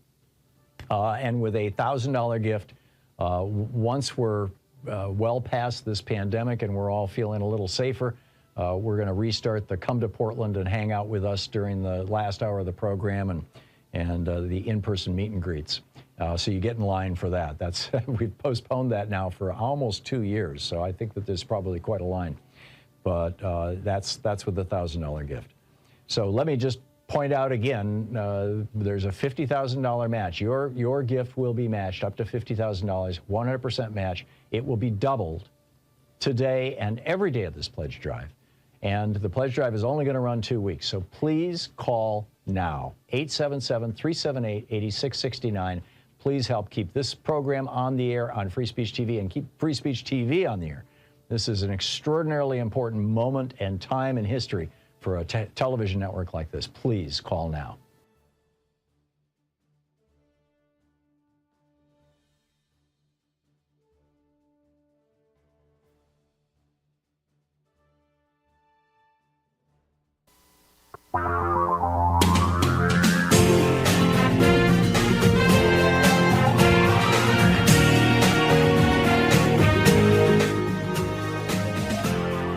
This is the Thom Hartmann Program. Welcome back to the third hour of our program. On the line with us is Andy Kroll, investigative reporter with ProPublica, previously a D.C. bureau chief for Rolling Stone. He's worked for other publications like Mother Jones and The New Republic. He's got a new book out. It's called A Death on W Street, The Murder of Seth Rich and the Age of Conspiracy. His website is andy-kroll, Kroll.com. And on Twitter, it's just Andy Kroll. And Andy, welcome back. It's been a while since we've talked. It's great to have you back on the program. Tell us about this dangerous digital forever war of far-right conspiracy theories. Where did this start? Oh, you could trace this conspiratorial mindset that seems so prevalent in American politics right now. I think, honestly, back to the moment that humans were capable of complex thought, to the moment that we saw those shadows on the cave and started spinning wild theories about what those shadows might mean and who else might be in the general world that we share. So conspiracy theories are as old as humankind. But this story that I tell in A Death on W Street is a thoroughly modern one. Some might even say a post-modern one, given some of the themes here. It really looks at the last 4 or 5 years when it feels like conspiracy theories haven't just been a sideshow in American politics or a sub-story, but have come in some ways to the center of the political world, have come to define certain politicians, certain issues that have faced the country. And I found this true crime story, the story of Seth Rich and his family, as a through line, or a skeleton key, as I put it in the book, to try to unlock how we ended up in this thoroughly bizarre place in our history. So refresh our memories about who Seth Rich was and what happened to him, and then tell us how that's the skeleton key that unlocks everything else. Seth Rich was a 27-year-old who worked for the Democratic National Committee here in Washington, D.C. He believed in voting rights. He believed in this country and what it was capable of doing when everyone participated in democracy. It's a novel concept. He was walking home from a bar on July 10th, 2016. He had been at a bar. He'd been out too late. He was walking home, talking on the phone in Northwest Washington, and was shot and killed in what police have said over and over again was a classic case of wrong place, wrong time, attempted armed robbery. And he was shot, killed, taken to a hospital, but unfortunately did not survive those gunshot wounds that he suffered. And instead of Seth Rich's life and his death remaining a private family matter or something that remained in the circle of friends and colleagues that he had developed in his 27 years, it becomes something completely different. A viral meme on Twitter, a article of faith among supporters of the former president, and then eventually a talking point, on Fox News. All of this circling around the idea that Seth Rich was a whistleblower or a leaker, that he was somehow responsible for all of those DNC emails coming to light during the 2016 campaign. Now, there's no evidence that was true, ever was true. Well, and that implies that the DNC had him killed because he was releasing their secrets. It does, and it feeds into a conspiracy theory that has existed for long before Seth Rich, which was that, the Clintons are this notorious crime family that have killed between a few dozen to as many as several hundred people in their orbit over the years in this decades-long murder spree, which, of course, would be impossible to do, and there is no evidence for this. But Seth Rich became a victim not just of a horrible, tragic crime in Washington, D.C., but of the modern culture wars that have engulfed so much of our politics. And the aftermath of his life and death becomes this huge international phenomenon that, again, spreads from Fox News to the Trump White House to the CIA to the campaign trail. I think that if you want to understand something like QAnon, if you want to understand why we have so many candidates on the ballot in 2022 saying the last election was completely marred by fraud, understanding how this young man's life and death got twisted into something totally bizarre will help you understand everything that has come since. Now, this was an election year, 2016. This was the year, and this was the summer of 2016. I believe by that point in time, Trump was the nominee. Am I remembering right? You're spot on. Okay. So, and Trump was getting considerable help from the Internet Research Agency, this arm of the GRU, of Russian intelligence. And we now know, I mean, there's a great piece in the Times just over the weekend about how the Russian trolls, were going after Linda Sarsour and others in the women's movement. Were Russian trolls involved in this, or is that an unknown at this moment? Russian trolls were involved in this. There is evidence put forward by multiple congressional committees that IRA and similar troll farm activity amplified theories that the Clintons had killed Seth Rich. Now, I do not believe that there is any evidence. I haven't seen any, and I've reported on this for 5 years now, that Russia somehow originated or manufactured these theories about Seth Rich. As best as I can tell, flesh and blood Americans did that because they were skeptical of the Clintons and because they believed that there was something nefarious going on in the death of this young man, Seth Rich. But once this theory was out there, once it was circulating online, it did get amplified by a foreign adversary in the form of Russia for several months, at least during that crazy 2016 election period. What does this tell us about how these online-based conspiracy theories, or even not online-based, grow, develop, and does it give us any clues into how best to stop them or push back against them or change them or whatever? Yeah, I think that the Seth Rich saga is a case study in understanding how a conspiracy theory is kindled, comes to life, spreads, and reaches, in this case, an audience of millions, if not tens of millions of people. Fox News is a big part of this book, and if your audience, Tom, wants a real sort of behind-the-scenes look at a Fox News scandal, maybe the biggest Fox News scandal, I would highly recommend that they pick up the book.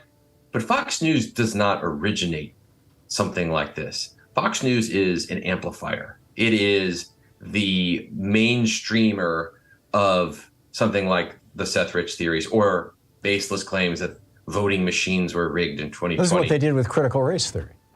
Exactly. But it did not start with them. They are the kind of ultimate validator on the political right, but not the originator. You have to look into these dark crevices almost of the internet. Online social media platforms are where these things start.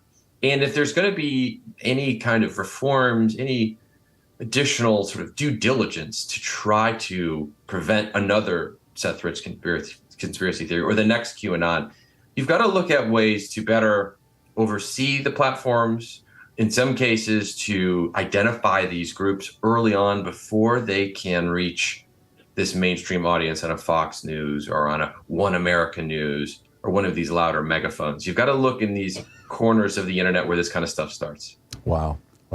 Andy Kroll, investigative reporter with ProPublica. He's got a new book out.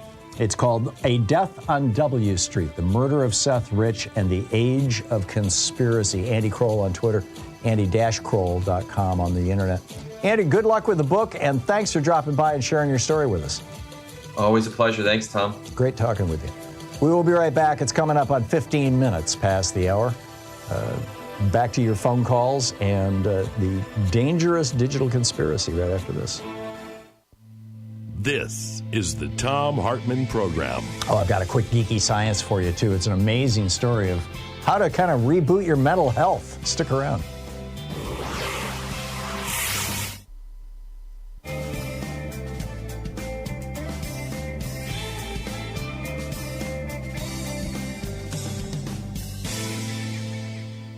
And welcome back. Rodney in Oklahoma City, Oklahoma. Hey, Rodney, what's on your mind today? Hey, Tom. I was just want to comment on that situation that where they sent those migrants to Martha's Vineyard. Mm-hmm. You know, they did black people like that back in the 60s. Yep, 62 and 63. You're absolutely right. The white citizens councils down in Louisiana mostly were shipping black people up north. Well, hey, Tom, I'm knocking on some doors this weekend. I think we're going to try to do it in Oklahoma City. Well, in Oklahoma, try to get a Democrat to the State House. Really? Hey, that's great news. We banging on doors. I think we knocked on 15,000 doors this weekend. Wow. That is marvelous. Is Oklahoma City, does it have a Republican or a Democratic mayor? Yeah, it's a Republican mayor, but it's a Democrat. I mean, it's a Republican. They both Republicans, the mayor and the governor. But he's a corrupt. We call him Corrupt Kevin. Mm-hmm. That's Kevin Stitt, right? He ripped off the taxpayers of $16 million in a barbecue scandal. Huh. Interesting. Very interesting. Yeah. Well, good luck. Hey, Tom, I thank you for just saying you keep people getting involved, and that's what I'm doing. I'm trying to keep people involved. Okay. Yeah. Thank you, Rodney. Good on you, and keep up the great work. I look forward to the next time you call. Thank you. Linda in Fort Wayne, Indiana. Hey, Linda, thanks for watching us on YouTube. What's up? Hi, Tom. I have a question that I haven't seen covered. I have a degree in accounting. I've worked as a corporate controller and a financial systems analyst. And I haven't heard the chain of custody explained for the documents that were seized and suspected to be more in Mar-a-Lago. You mean the chain of custody prior to their seizure? Yes, that's it. And well, that's the problem, is there is no chain of custody. It's like, Trump brought this stuff in, he stashed it all around Mar-a-Lago, in some places in closets that didn't even have locks on the doors, and now the folders are empty. And we know that there have been, spies from other countries who had infiltrated Mar-a-Lago. One of them was playing golf with Trump. I'm thinking about the time period before the... how did Trump walk off with them in the first place? That's what you're talking about. Absolutely. At this level of documents, I don't understand why they wouldn't have known before he even left office. I don't either, and that's why I'm wondering if Mike Flynn has something to do with this. It doesn't make sense as someone that was in that line of work for many years. Yeah. It makes no sense. I don't know if the processes weren't followed, whether they were followed and they were powerless to follow through on them until it got to the level where the FBI was involved. And I haven't seen coverage of it anywhere, really. And I was wondering if you or your listeners had any insight into that. No, the FBI has not said a word about this or how Trump was able to spirit these things up to the residents, and there was no record of them. The CIA, the FBI, wherever these documents came from, and I'm guessing they probably came from multiple agencies, should have known the day, January 20th. They should have known the day that he left, Washington, D.C., what he was taking with him. And they should know exactly what's not been recovered. Right, but apparently they don't. So I'm guessing that what's going to happen, Linda, is as the FBI starts investigating this, we're going to start hearing other people's names popping up. But so far, I haven't seen any of them, boil to the surface. But I think this is just the beginning. Linda, thank you for the call. Whoop.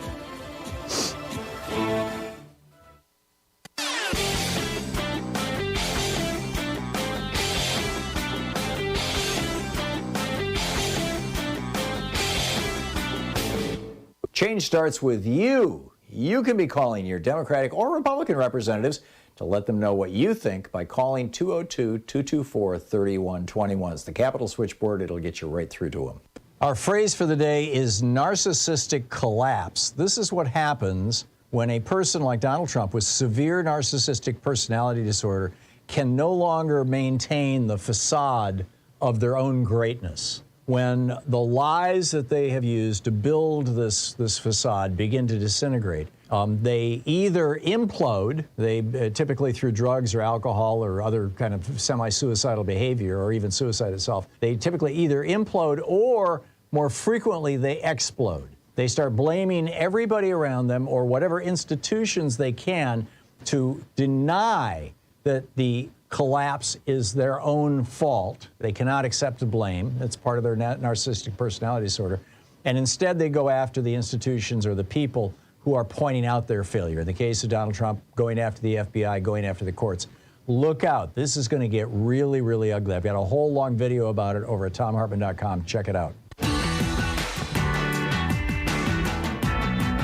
It's 20 minutes past the hour. Fascinating study published in medicalnewstoday.com. It's by Beth Jojak, and the headline is 1 Hour Walk Through Nature Lowers Stress. This is a fascinating study done where they took a bunch of people and to test their hypothesis. They examined the brain activity of 63 healthy participants using what's called functional magnetic resonance imaging, fMRI, before and after taking a 1 hour walk in a forest or a 1 hour walk through a city. The average age was 27. There were 29 females, 34 males between the ages of 18 and 47.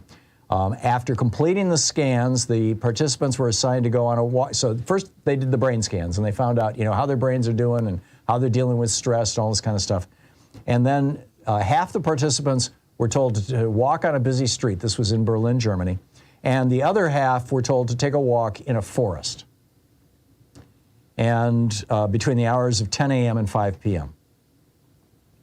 After the participants completed their walks, I'm quoting from the article about this, researchers gave them another fMRI scan while having them complete the same exercises. The results, this is from one of the researchers, quote, the results of our study show that after only a 1 hour walk in nature, activity in brain regions involved in stress processing decreases. This, the lead author of the study, Sonia Sudamak, writes, this is an important finding because it demonstrates for the first time a causal relationship between exposure to nature and changes in stress-related brain regions. The research makes the case that walks in nature, quote, could serve as a preventative measure against developing mental health problems. They note that there's a higher incidence of mental health problems in cities than there are in rural areas. And they're speculating that this might be because of a lack of access to nature, which is the environment in which our species evolved. They said this walking in nature may also, quote, buffer negative effects of the urban environment on mental health. And one of the things that they're hoping this study will do is cause cities to start greening themselves. Portland, Oregon, where I live, is the greenest city in America. We have a requirement that all new development has to have trees. We've got the longest greenway, I believe, in the United States, maybe in the world. It's like isn't it over 100 miles, Sean? That you can get on this path, and it's just in and around the city, and walk continuously for like 100 miles in nature, in the city of Oregon, or in the city of Portland, rather, in the state of Oregon. It's an amazing thing. We've got more green per capita or per square mile or whatever it is than any other city anywhere. And certainly helps my mental health. All righty, let me pick up your phone calls here. Katina in Martinsburg, West Virginia. Am I saying your name right? Yeah, Katina. Hey, Tom. What's Thanks up? for taking my call. Sure. So I ran for office in 2016, and I was introduced to a term for the first time called Article 5 Convention. It terrified me, but I thought there was no chance of it happening, so I kind of just packed it away in my mind. The following election cycle, the Republicans really started to dominate the state legislatures, and it's starting to become really terrifying to me again. Number one, I'm black, and I have no interest in going back to being 3/5 of a person in this country. So under the Article 5 of the Convention, if 2/3 of the states agree to meet, we have to call the convention to amend the Constitution. Or rewrite it from top to bottom. It just throw everything out. I mean, I'm complaining right now about a compromised Supreme Court. I mean, we wouldn't even have that. Yep. So as a black person in the United States, I'm very concerned. I really hope people will take the time to just Google Article 5 Convention so they can completely appreciate what I'm saying. It's not hyperbole. It's true. We can throw away the entire Constitution, and we're only 6 states away from it. Right. I have written about this at length, Katina. You're absolutely right. And this is being driven by a movement that is being driven by right-wing billionaires. Mostly fossil fuel billionaires. And they have been working on this for 20 years. They have been holding, I don't know if they did during the COVID years, but every year they've been holding a dress rehearsal with people from every state in Washington, D.C., coming to Washington, D.C. and holding a dress rehearsal for their convention, coming up with proposed articles, for the new Constitution or rewrite the Constitution from top to bottom. I mean, these guys are on a mission, and they've got big money behind them. Oh, my God. I didn't even know that. Yeah. Oh, yeah. Okay. Yeah. I mean, just plug Article 5 Convention and my name into a search engine, and you'll find the articles that I've written about it. And, where I've got, and I always am careful to embed in the articles hot links to my sources, I mean, there's other people writing about it as well and that you can find, but that would be an easy way to find, some of the research that is out there. Because, I became aware of this, I don't know, maybe a decade ago. When when I was living in Washington, D.C., and they were holding a dress rehearsal in D.C. And we had a guy on the program who had been to the dress rehearsal who, kind of snuck in. And he was like, they're talking scary stuff. I mean, they're talking seriously scary stuff. I don't mind telling you, as a black person, after looking at that Trump rehearsal rally with the people with their hands up, I'm very scared. Oh, yeah. It's a Nazi movement, and Trump has gone full QAnon. That music that was playing at the end, that's the QAnon theme song. I mean, the people who are holding their arms out like Hitler, but they've got one finger, that's the where one goes, we all go, or whatever the slogan of QAnon is. I mean, this is a cult, Katina. It's a cult. Katina, I got to run, but thank you. Thanks for the call. We'll be right back. You're listening to the Thom Hartmann Program. Call 202-808-9925. We'll be back with your calls on the other side of this break. It's the Thom Hartmann Program, the true people's media.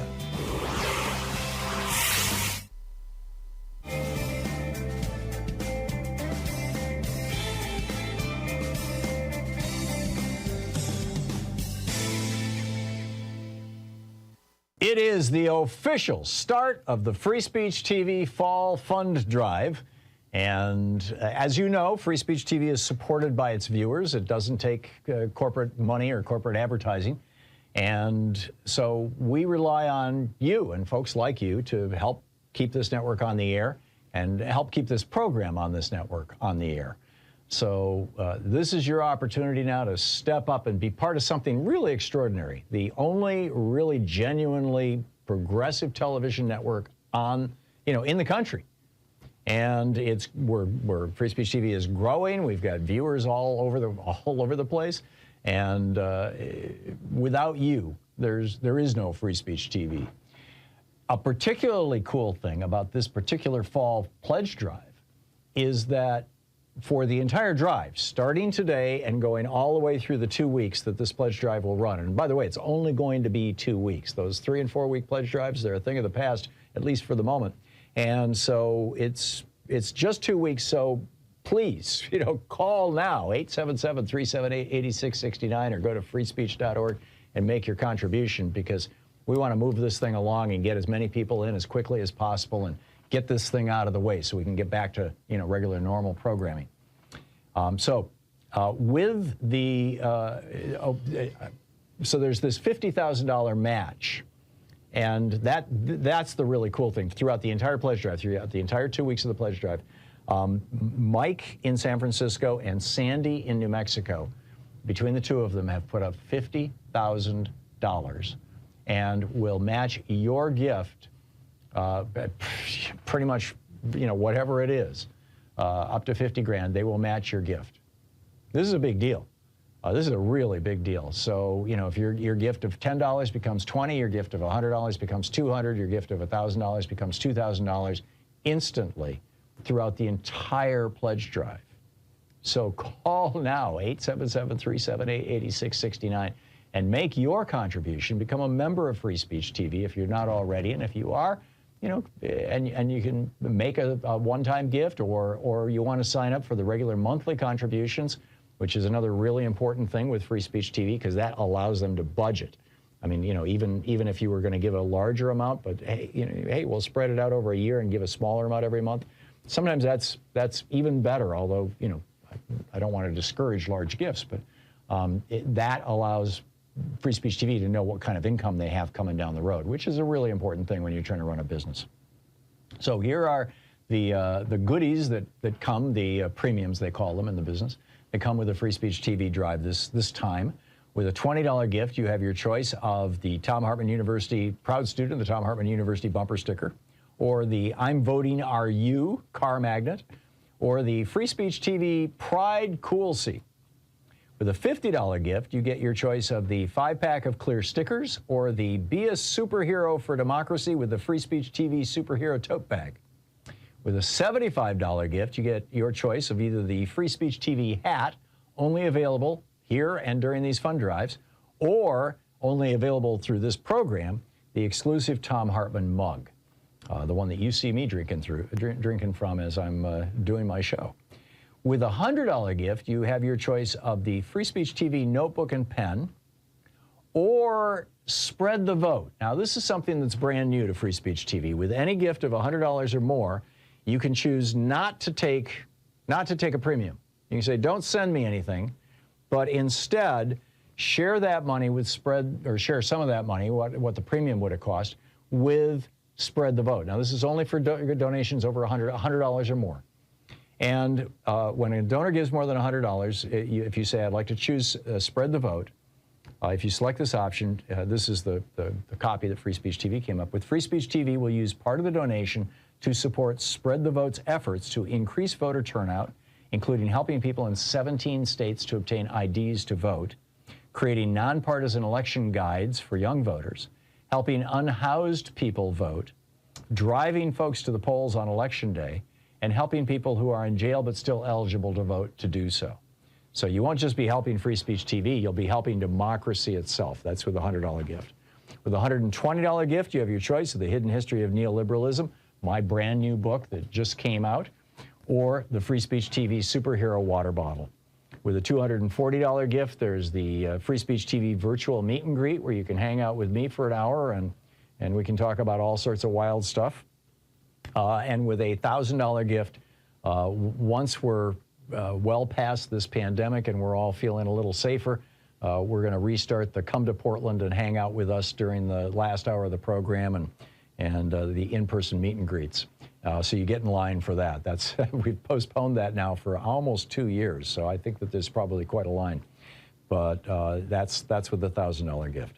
So let me just point out again, there's a $50,000 match. Your gift will be matched up to $50,000, 100% match. It will be doubled today and every day of this pledge drive.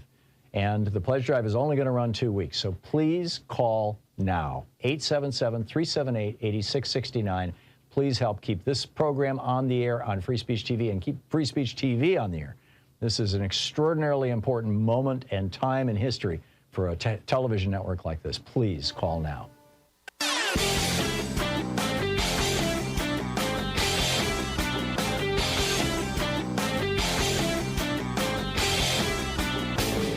Hey, thanks so much for sharing our program and for reaching out to our stations and sponsors and letting them know that you're listening. It really means a lot to us.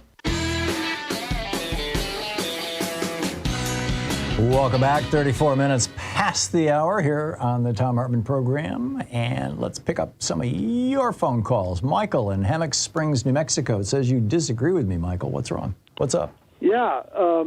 You had a little debate with a fellow about a half an hour ago that he mentioned that how the Democratic Party squelched Bernie Sanders and Hillary squelched Bernie Sanders in 2016, and you quick jumped to the defense of the Democratic Party, and I wish you hadn't, because they're not perfect. I said I was dismayed and disappointed by what the Democratic Party did to Bernie. I just, where I didn't agree with him was he said he's not going to be voting for Democrats anymore because of it. That's kind of sad. Well, that's the baby in the bathwater. Yeah.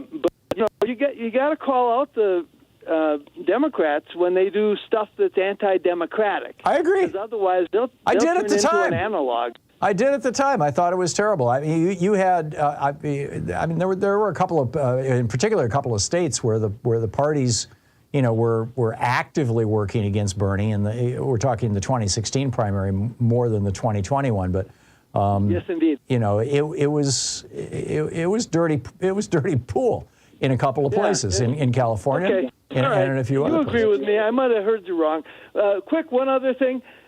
You're right that there's no Democratic Party, never has been, but now there's no longer any Republican Party either. They're gone. So I call them. I replace the R with a Q. They're Q-publicans. And evangelicals are Cubangelicals, Yeah, it's turning into that. It's like this cult has become a thing, and frankly, I'm surprised that no leadership has emerged. That it doesn't have its own Billy Graham kind of, or Franklin Graham, some figurehead who has emerged as a leader. Because although I guess that's Trump right now. Because, morality has left the building. Yeah. I don't know if you saw the pictures of Trump's rally over the weekend, but the stadium was like, or the arena rather, was 4/5 empty. I mean, it was just, we can only hope that happens with them in November, too. Yeah, absolutely. Because now it's nothing but true believers. And by the way, is the picture over Democratic Underground, actually. On one day, I believe it was the 16th, it was all these guys, doing the stiff arm salute with one finger up for Donald Trump.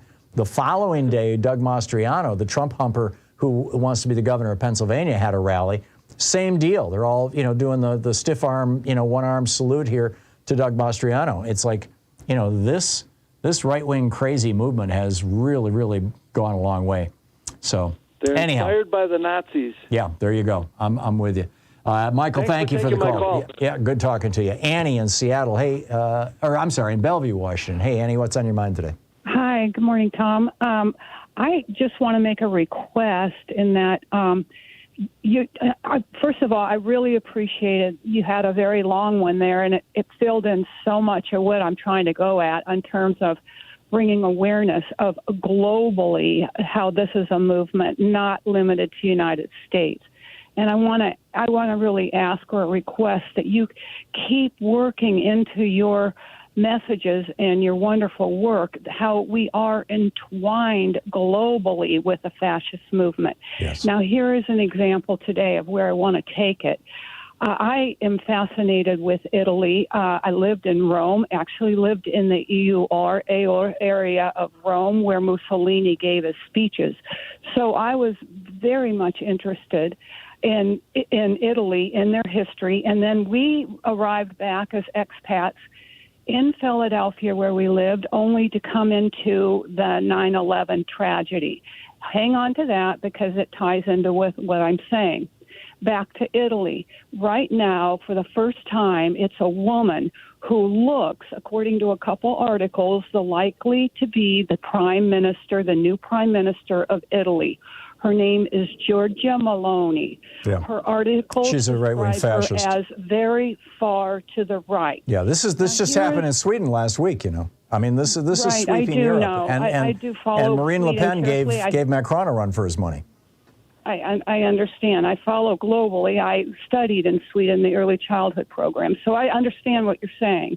Now, here's where I'm thinking the teachable moment comes in. Like, how can we tie what is happening together? How does it look in our country? Well, we have lots of poor people, brown people, South Americans, etc., at our doorstep. Why the immigration movement? But then we look to Europe and we say the same thing.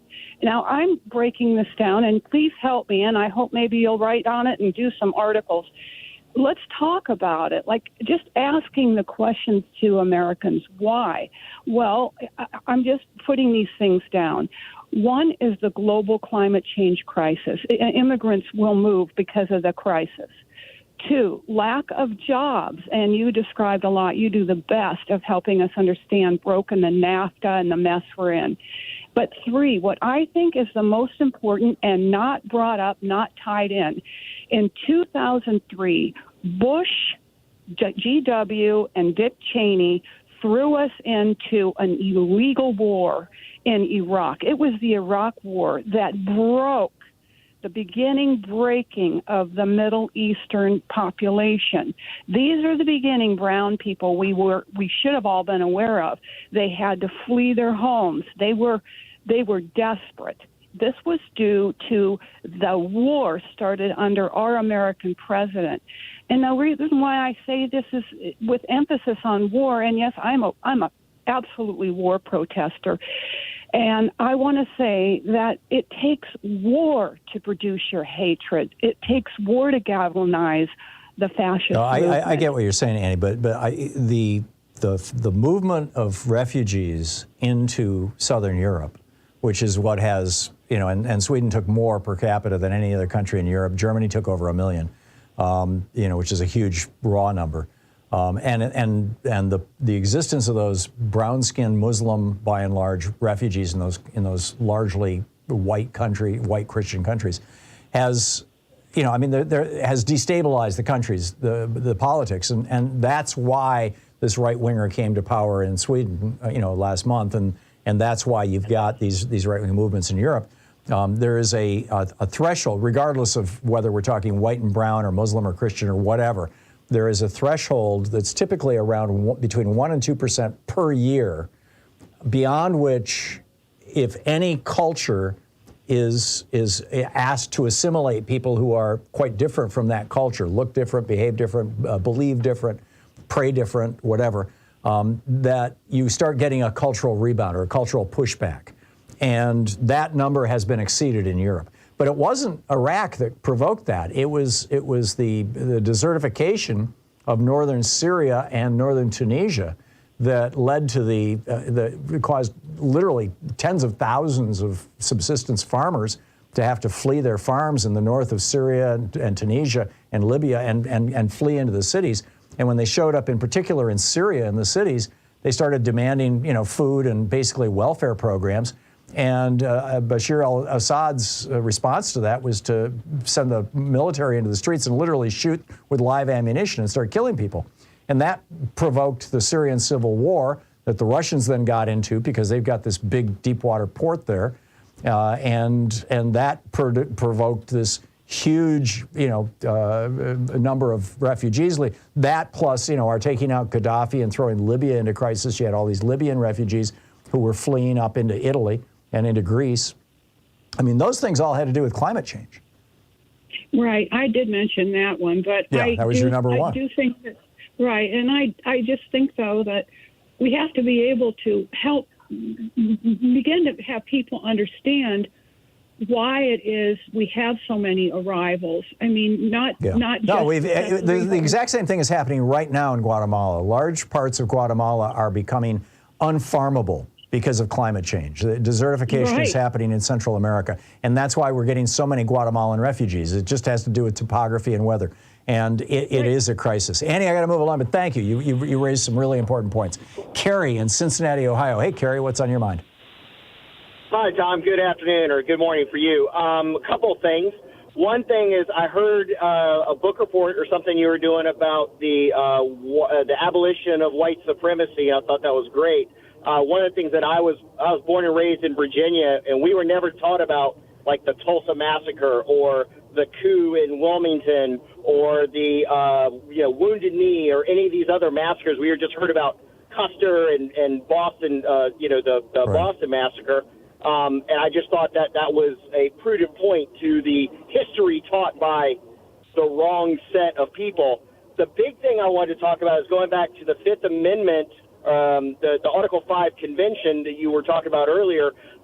It's not just right-wing billionaires. I was doing some research, and I ran across either a video or an article that Sink Agar did from the Young Turks talking about it, and that we are overhyping, the media is overhyping the scare about it because any amendments still need to be ratified by 3/4 of the states. And I just think that's a dangerous mindset, given what can happen with the money behind it. I just wanted your thoughts on that. Yeah, Cenk is an old friend. We've been in this business together for a lot of years. I love him personally, like a brother. He's a good guy.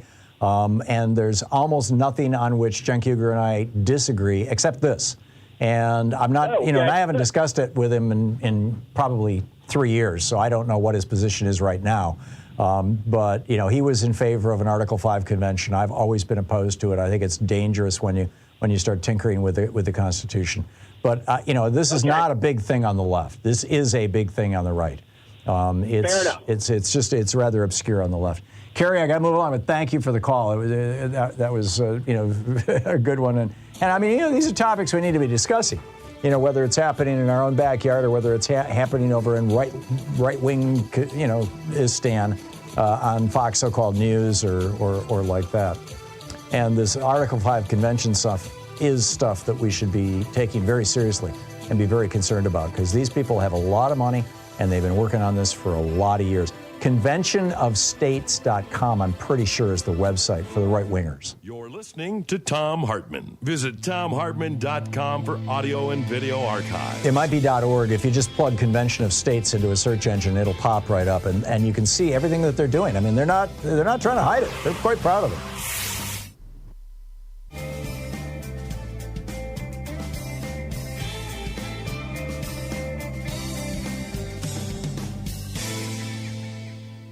And welcome back, Mark in Kingston, Washington. Hey, Mark, what's on your mind today? Well, the money in Congress, multiple things. I've got 4 things I wanted to take up. There is an exchange-traded fund coming out, an ETF, coming out, I think, in December or maybe early next year, that tracks either the Democrats, the Democratic members of Congress, their investments, or the Republicans. There's 2 different ones. One is the NANC. That's for tracking Democrats. Oh, God, this is cynical, Mark. It's like, let's trade on the insider information. I understand there's 97 members of Congress who have been identified as doing this, right? Yeah. Yeah, well, I mean, it doesn't have a downside for them. If you get caught, it's a $200 fine. Yeah. Yeah. Well, it's not even if you get caught. It's if you fail to report it, it's a $200 fine. Yeah, yeah. I mean, boy, I do that all day long. Yep. Another thing you talked about, campaign finance reform. I think, by the way, they're going to clean that up in this session. I really do. Nancy Pelosi has now come out in favor of it. Her husband is one of the people who's been doing this stuff. Yep. Whether he's doing it with information she's feeding him or not, nobody knows, but she denies it, but who knows? It does look bad. Yeah, it does look bad. It just looks bad. But in addition to, you talked about, and I totally agree with this, money for campaigns should only come from the district, within the district. Yeah. And in addition to that, I would say you can't bring money in from the Democratic National Convention or the Republican Committee into the district, because that kind of flaunts and gets around the idea of only money coming from within the district. Yeah. No, I would not disagree with a law that said that you can't raise money outside the district in which you're running for members of the House of Representatives, or outside the state in which you're running for the Senate. I have no problem with that. I've printed up some bumper stickers given to friends that say defund Congress, because that's the institution that really should be defunded, Well, Congress has done a lot of good stuff in the last couple of years. I think what we need I'm to talking do about. Is I'm we talking need, about their campaign. Yeah, we need to change campaign financing. Yeah. With that, I'm in agreement with you. Mark, thank you for the call. Well said. MJ in Ankeny, Iowa. Hey, MJ, what's up? Hey, thank you so much for taking my call today, Tom, and I just love everything you guys do in Free Speech TV. And thank you. Rounds out more on that whole convention of states. And I do believe we need to take it seriously more than Democrats have done. And the reason is because how the Federalist Society is really funding all these down ballot races across the country. The Federalist Society? Yeah. I didn't know that they were funding races. I knew that they work really hard to pack the courts. I thought that was the limit of their purview. Well, they have these databases of candidates for all of these races, not just, And now the leader guy just got $1.6 billion. Leonard Leo. Exactly. So that's where I'm concerned. Is I don't ever hear anything about that on the Democratic side of what are they doing looking down the road. Yeah. In 2024. Yeah, there has been, I think in large part because there's been a lack of money, there's been a certain lack of strategic thinking. I've been saying for a long time, for example, they should just identify 3 or 4 red states where it's inexpensive to buy radio stations and buy a handful of radio stations and start putting progressive talk radio on the air in those states. You could change things. MJ, I got to run, but thank you for your call. We'll be right back.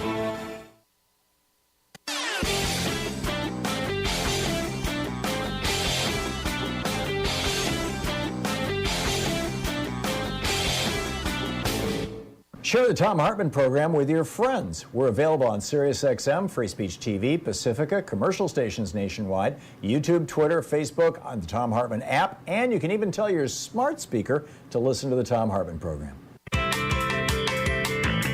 And welcome back, 51 minutes past the hour. Rick in Chicago. Hey, Rick, what's on your mind today? Great to talk to you, Tom. Thank you. I want to bring up, as I told your screener, PTSD in the whole of our black race. And I bring that up because we have been at war with the white man in this country for close to 500 years and counting. I'd say it's the other way around. White men have been at war with you. You're exactly right. You're exactly right. And I bring up PTSD because we are being affected by that. Sure. Psychologically.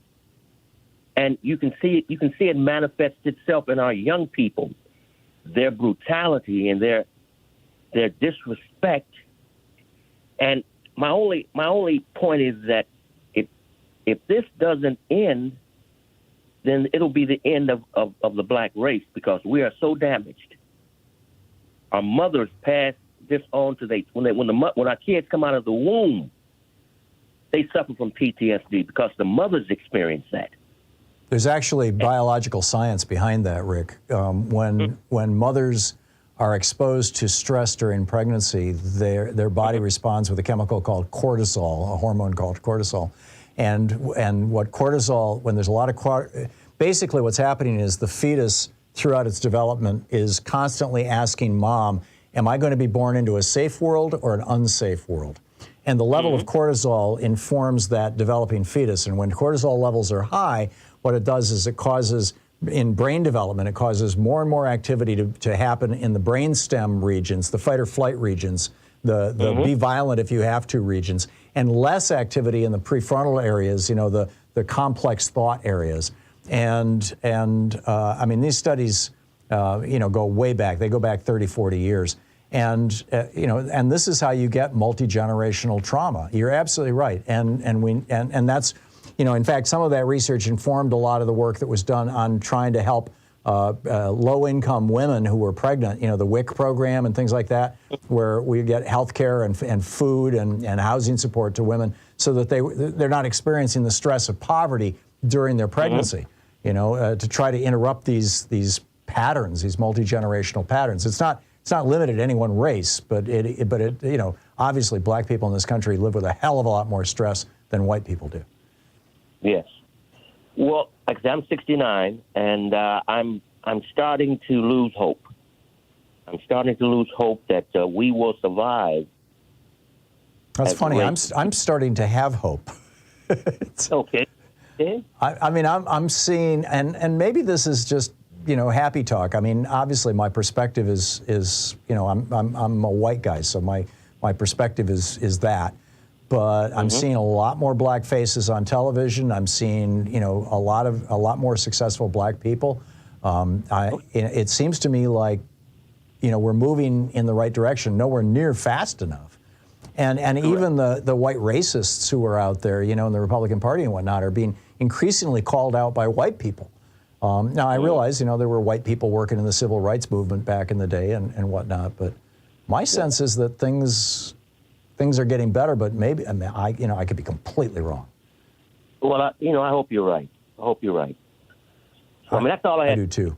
Okay. All right, Rick, thanks for the call. It's a tough one to quantify, how do you know?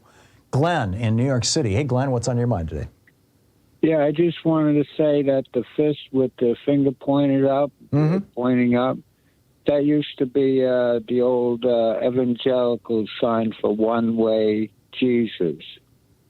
I don't know if they're misusing it now, but that's where it came from. Everyone. Yeah. I'm guessing that the QAnon people, their slogan is "Where we go one, we go all."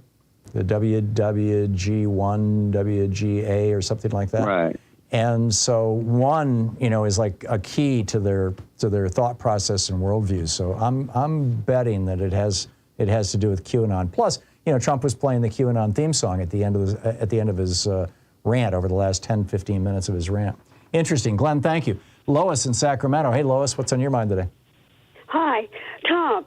It's so wonderful to speak with you. I wanted to say or ask you a question, actually, about why all the Hispanics, a large portion of them, going for Republicans.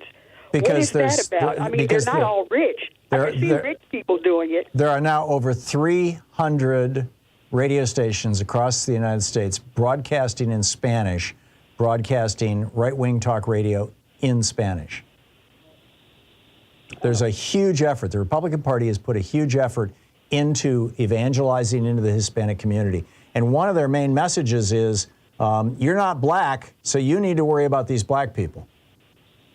They're actually feeding anti-black racism in the Hispanic community.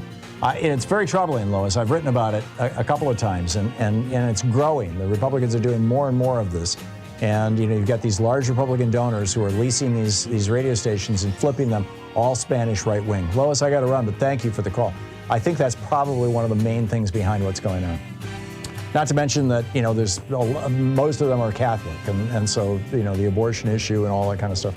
Anyhow, thanks so much for being with us today. We'll be back tomorrow, same time, same place. In the meantime, don't forget, democracy is not a spectator sport. It requires all of us, and that includes you. So get out there, get active, tag you're it. Have a great afternoon. Be good to yourself and the people around you. We'll see you tomorrow.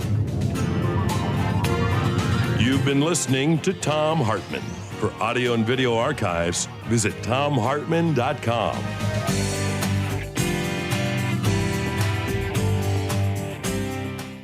It is the official start of the Free Speech TV Fall Fund Drive. And as you know, Free Speech TV is supported by its viewers. It doesn't take corporate money or corporate advertising. And so we rely on you and folks like you to help keep this network on the air and help keep this program on this network on the air. So this is your opportunity now to step up and be part of something really extraordinary. The only really genuinely progressive television network in the country. And we're Free Speech TV is growing. We've got viewers all over the place. And without you, there is no Free Speech TV. A particularly cool thing about this particular fall pledge drive is that for the entire drive, starting today and going all the way through the 2 weeks that this pledge drive will run, and by the way, it's only going to be 2 weeks. Those 3 and 4 week pledge drives, they're a thing of the past, at least for the moment. And so it's just 2 weeks. So please, call now, 877-378-8669, or go to freespeech.org and make your contribution, because we want to move this thing along and get as many people in as quickly as possible and get this thing out of the way so we can get back to, regular normal programming. So there's this $50,000 match. And that's the really cool thing. Throughout the entire pledge drive, throughout the entire 2 weeks of the pledge drive, Mike in San Francisco and Sandy in New Mexico, between the two of them, have put up $50,000 and will match your gift pretty much, whatever it is, up to 50 grand. They will match your gift. This is a big deal. This is a really big deal. So, if your gift of $10 becomes $20, your gift of $100 becomes $200, your gift of $1,000 becomes $2,000 instantly throughout the entire pledge drive. So call now, 877-378-8669, and make your contribution. Become a member of Free Speech TV if you're not already, and if you are, and you can make a one-time gift, or you want to sign up for the regular monthly contributions, which is another really important thing with Free Speech TV, because that allows them to budget. I mean, even if you were going to give a larger amount, but hey, we'll spread it out over a year and give a smaller amount every month. Sometimes that's even better, although, I don't want to discourage large gifts, but that allows Free Speech TV to know what kind of income they have coming down the road, which is a really important thing when you're trying to run a business. So here are the goodies that come, the premiums they call them in the business. They come with a Free Speech TV drive this time. With a $20 gift, you have your choice of the Thom Hartmann University Proud Student, the Thom Hartmann University bumper sticker, or the I'm Voting Are You car magnet, or the Free Speech TV Pride Cool Seat. With a $50 gift, you get your choice of the 5-pack of clear stickers, or the Be a Superhero for Democracy with the Free Speech TV Superhero Tote Bag. With a $75 gift, you get your choice of either the Free Speech TV hat, only available here and during these fund drives, or only available through this program, the exclusive Thom Hartmann mug, the one that you see me drinking from as I'm doing my show. With a $100 gift, you have your choice of the Free Speech TV notebook and pen, or Spread the Vote. Now, this is something that's brand new to Free Speech TV. With any gift of $100 or more, you can choose not to take a premium. You can say, don't send me anything, but instead share that money with share some of that money, what the premium would have cost, with Spread the Vote. Now, this is only for donations over $100 or more.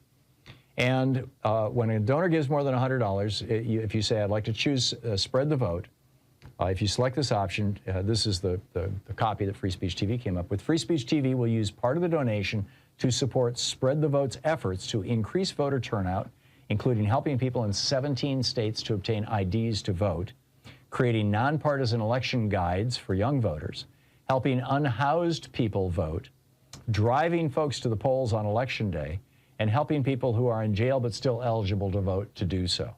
So you won't just be helping Free Speech TV, you'll be helping democracy itself. That's with a $100 gift.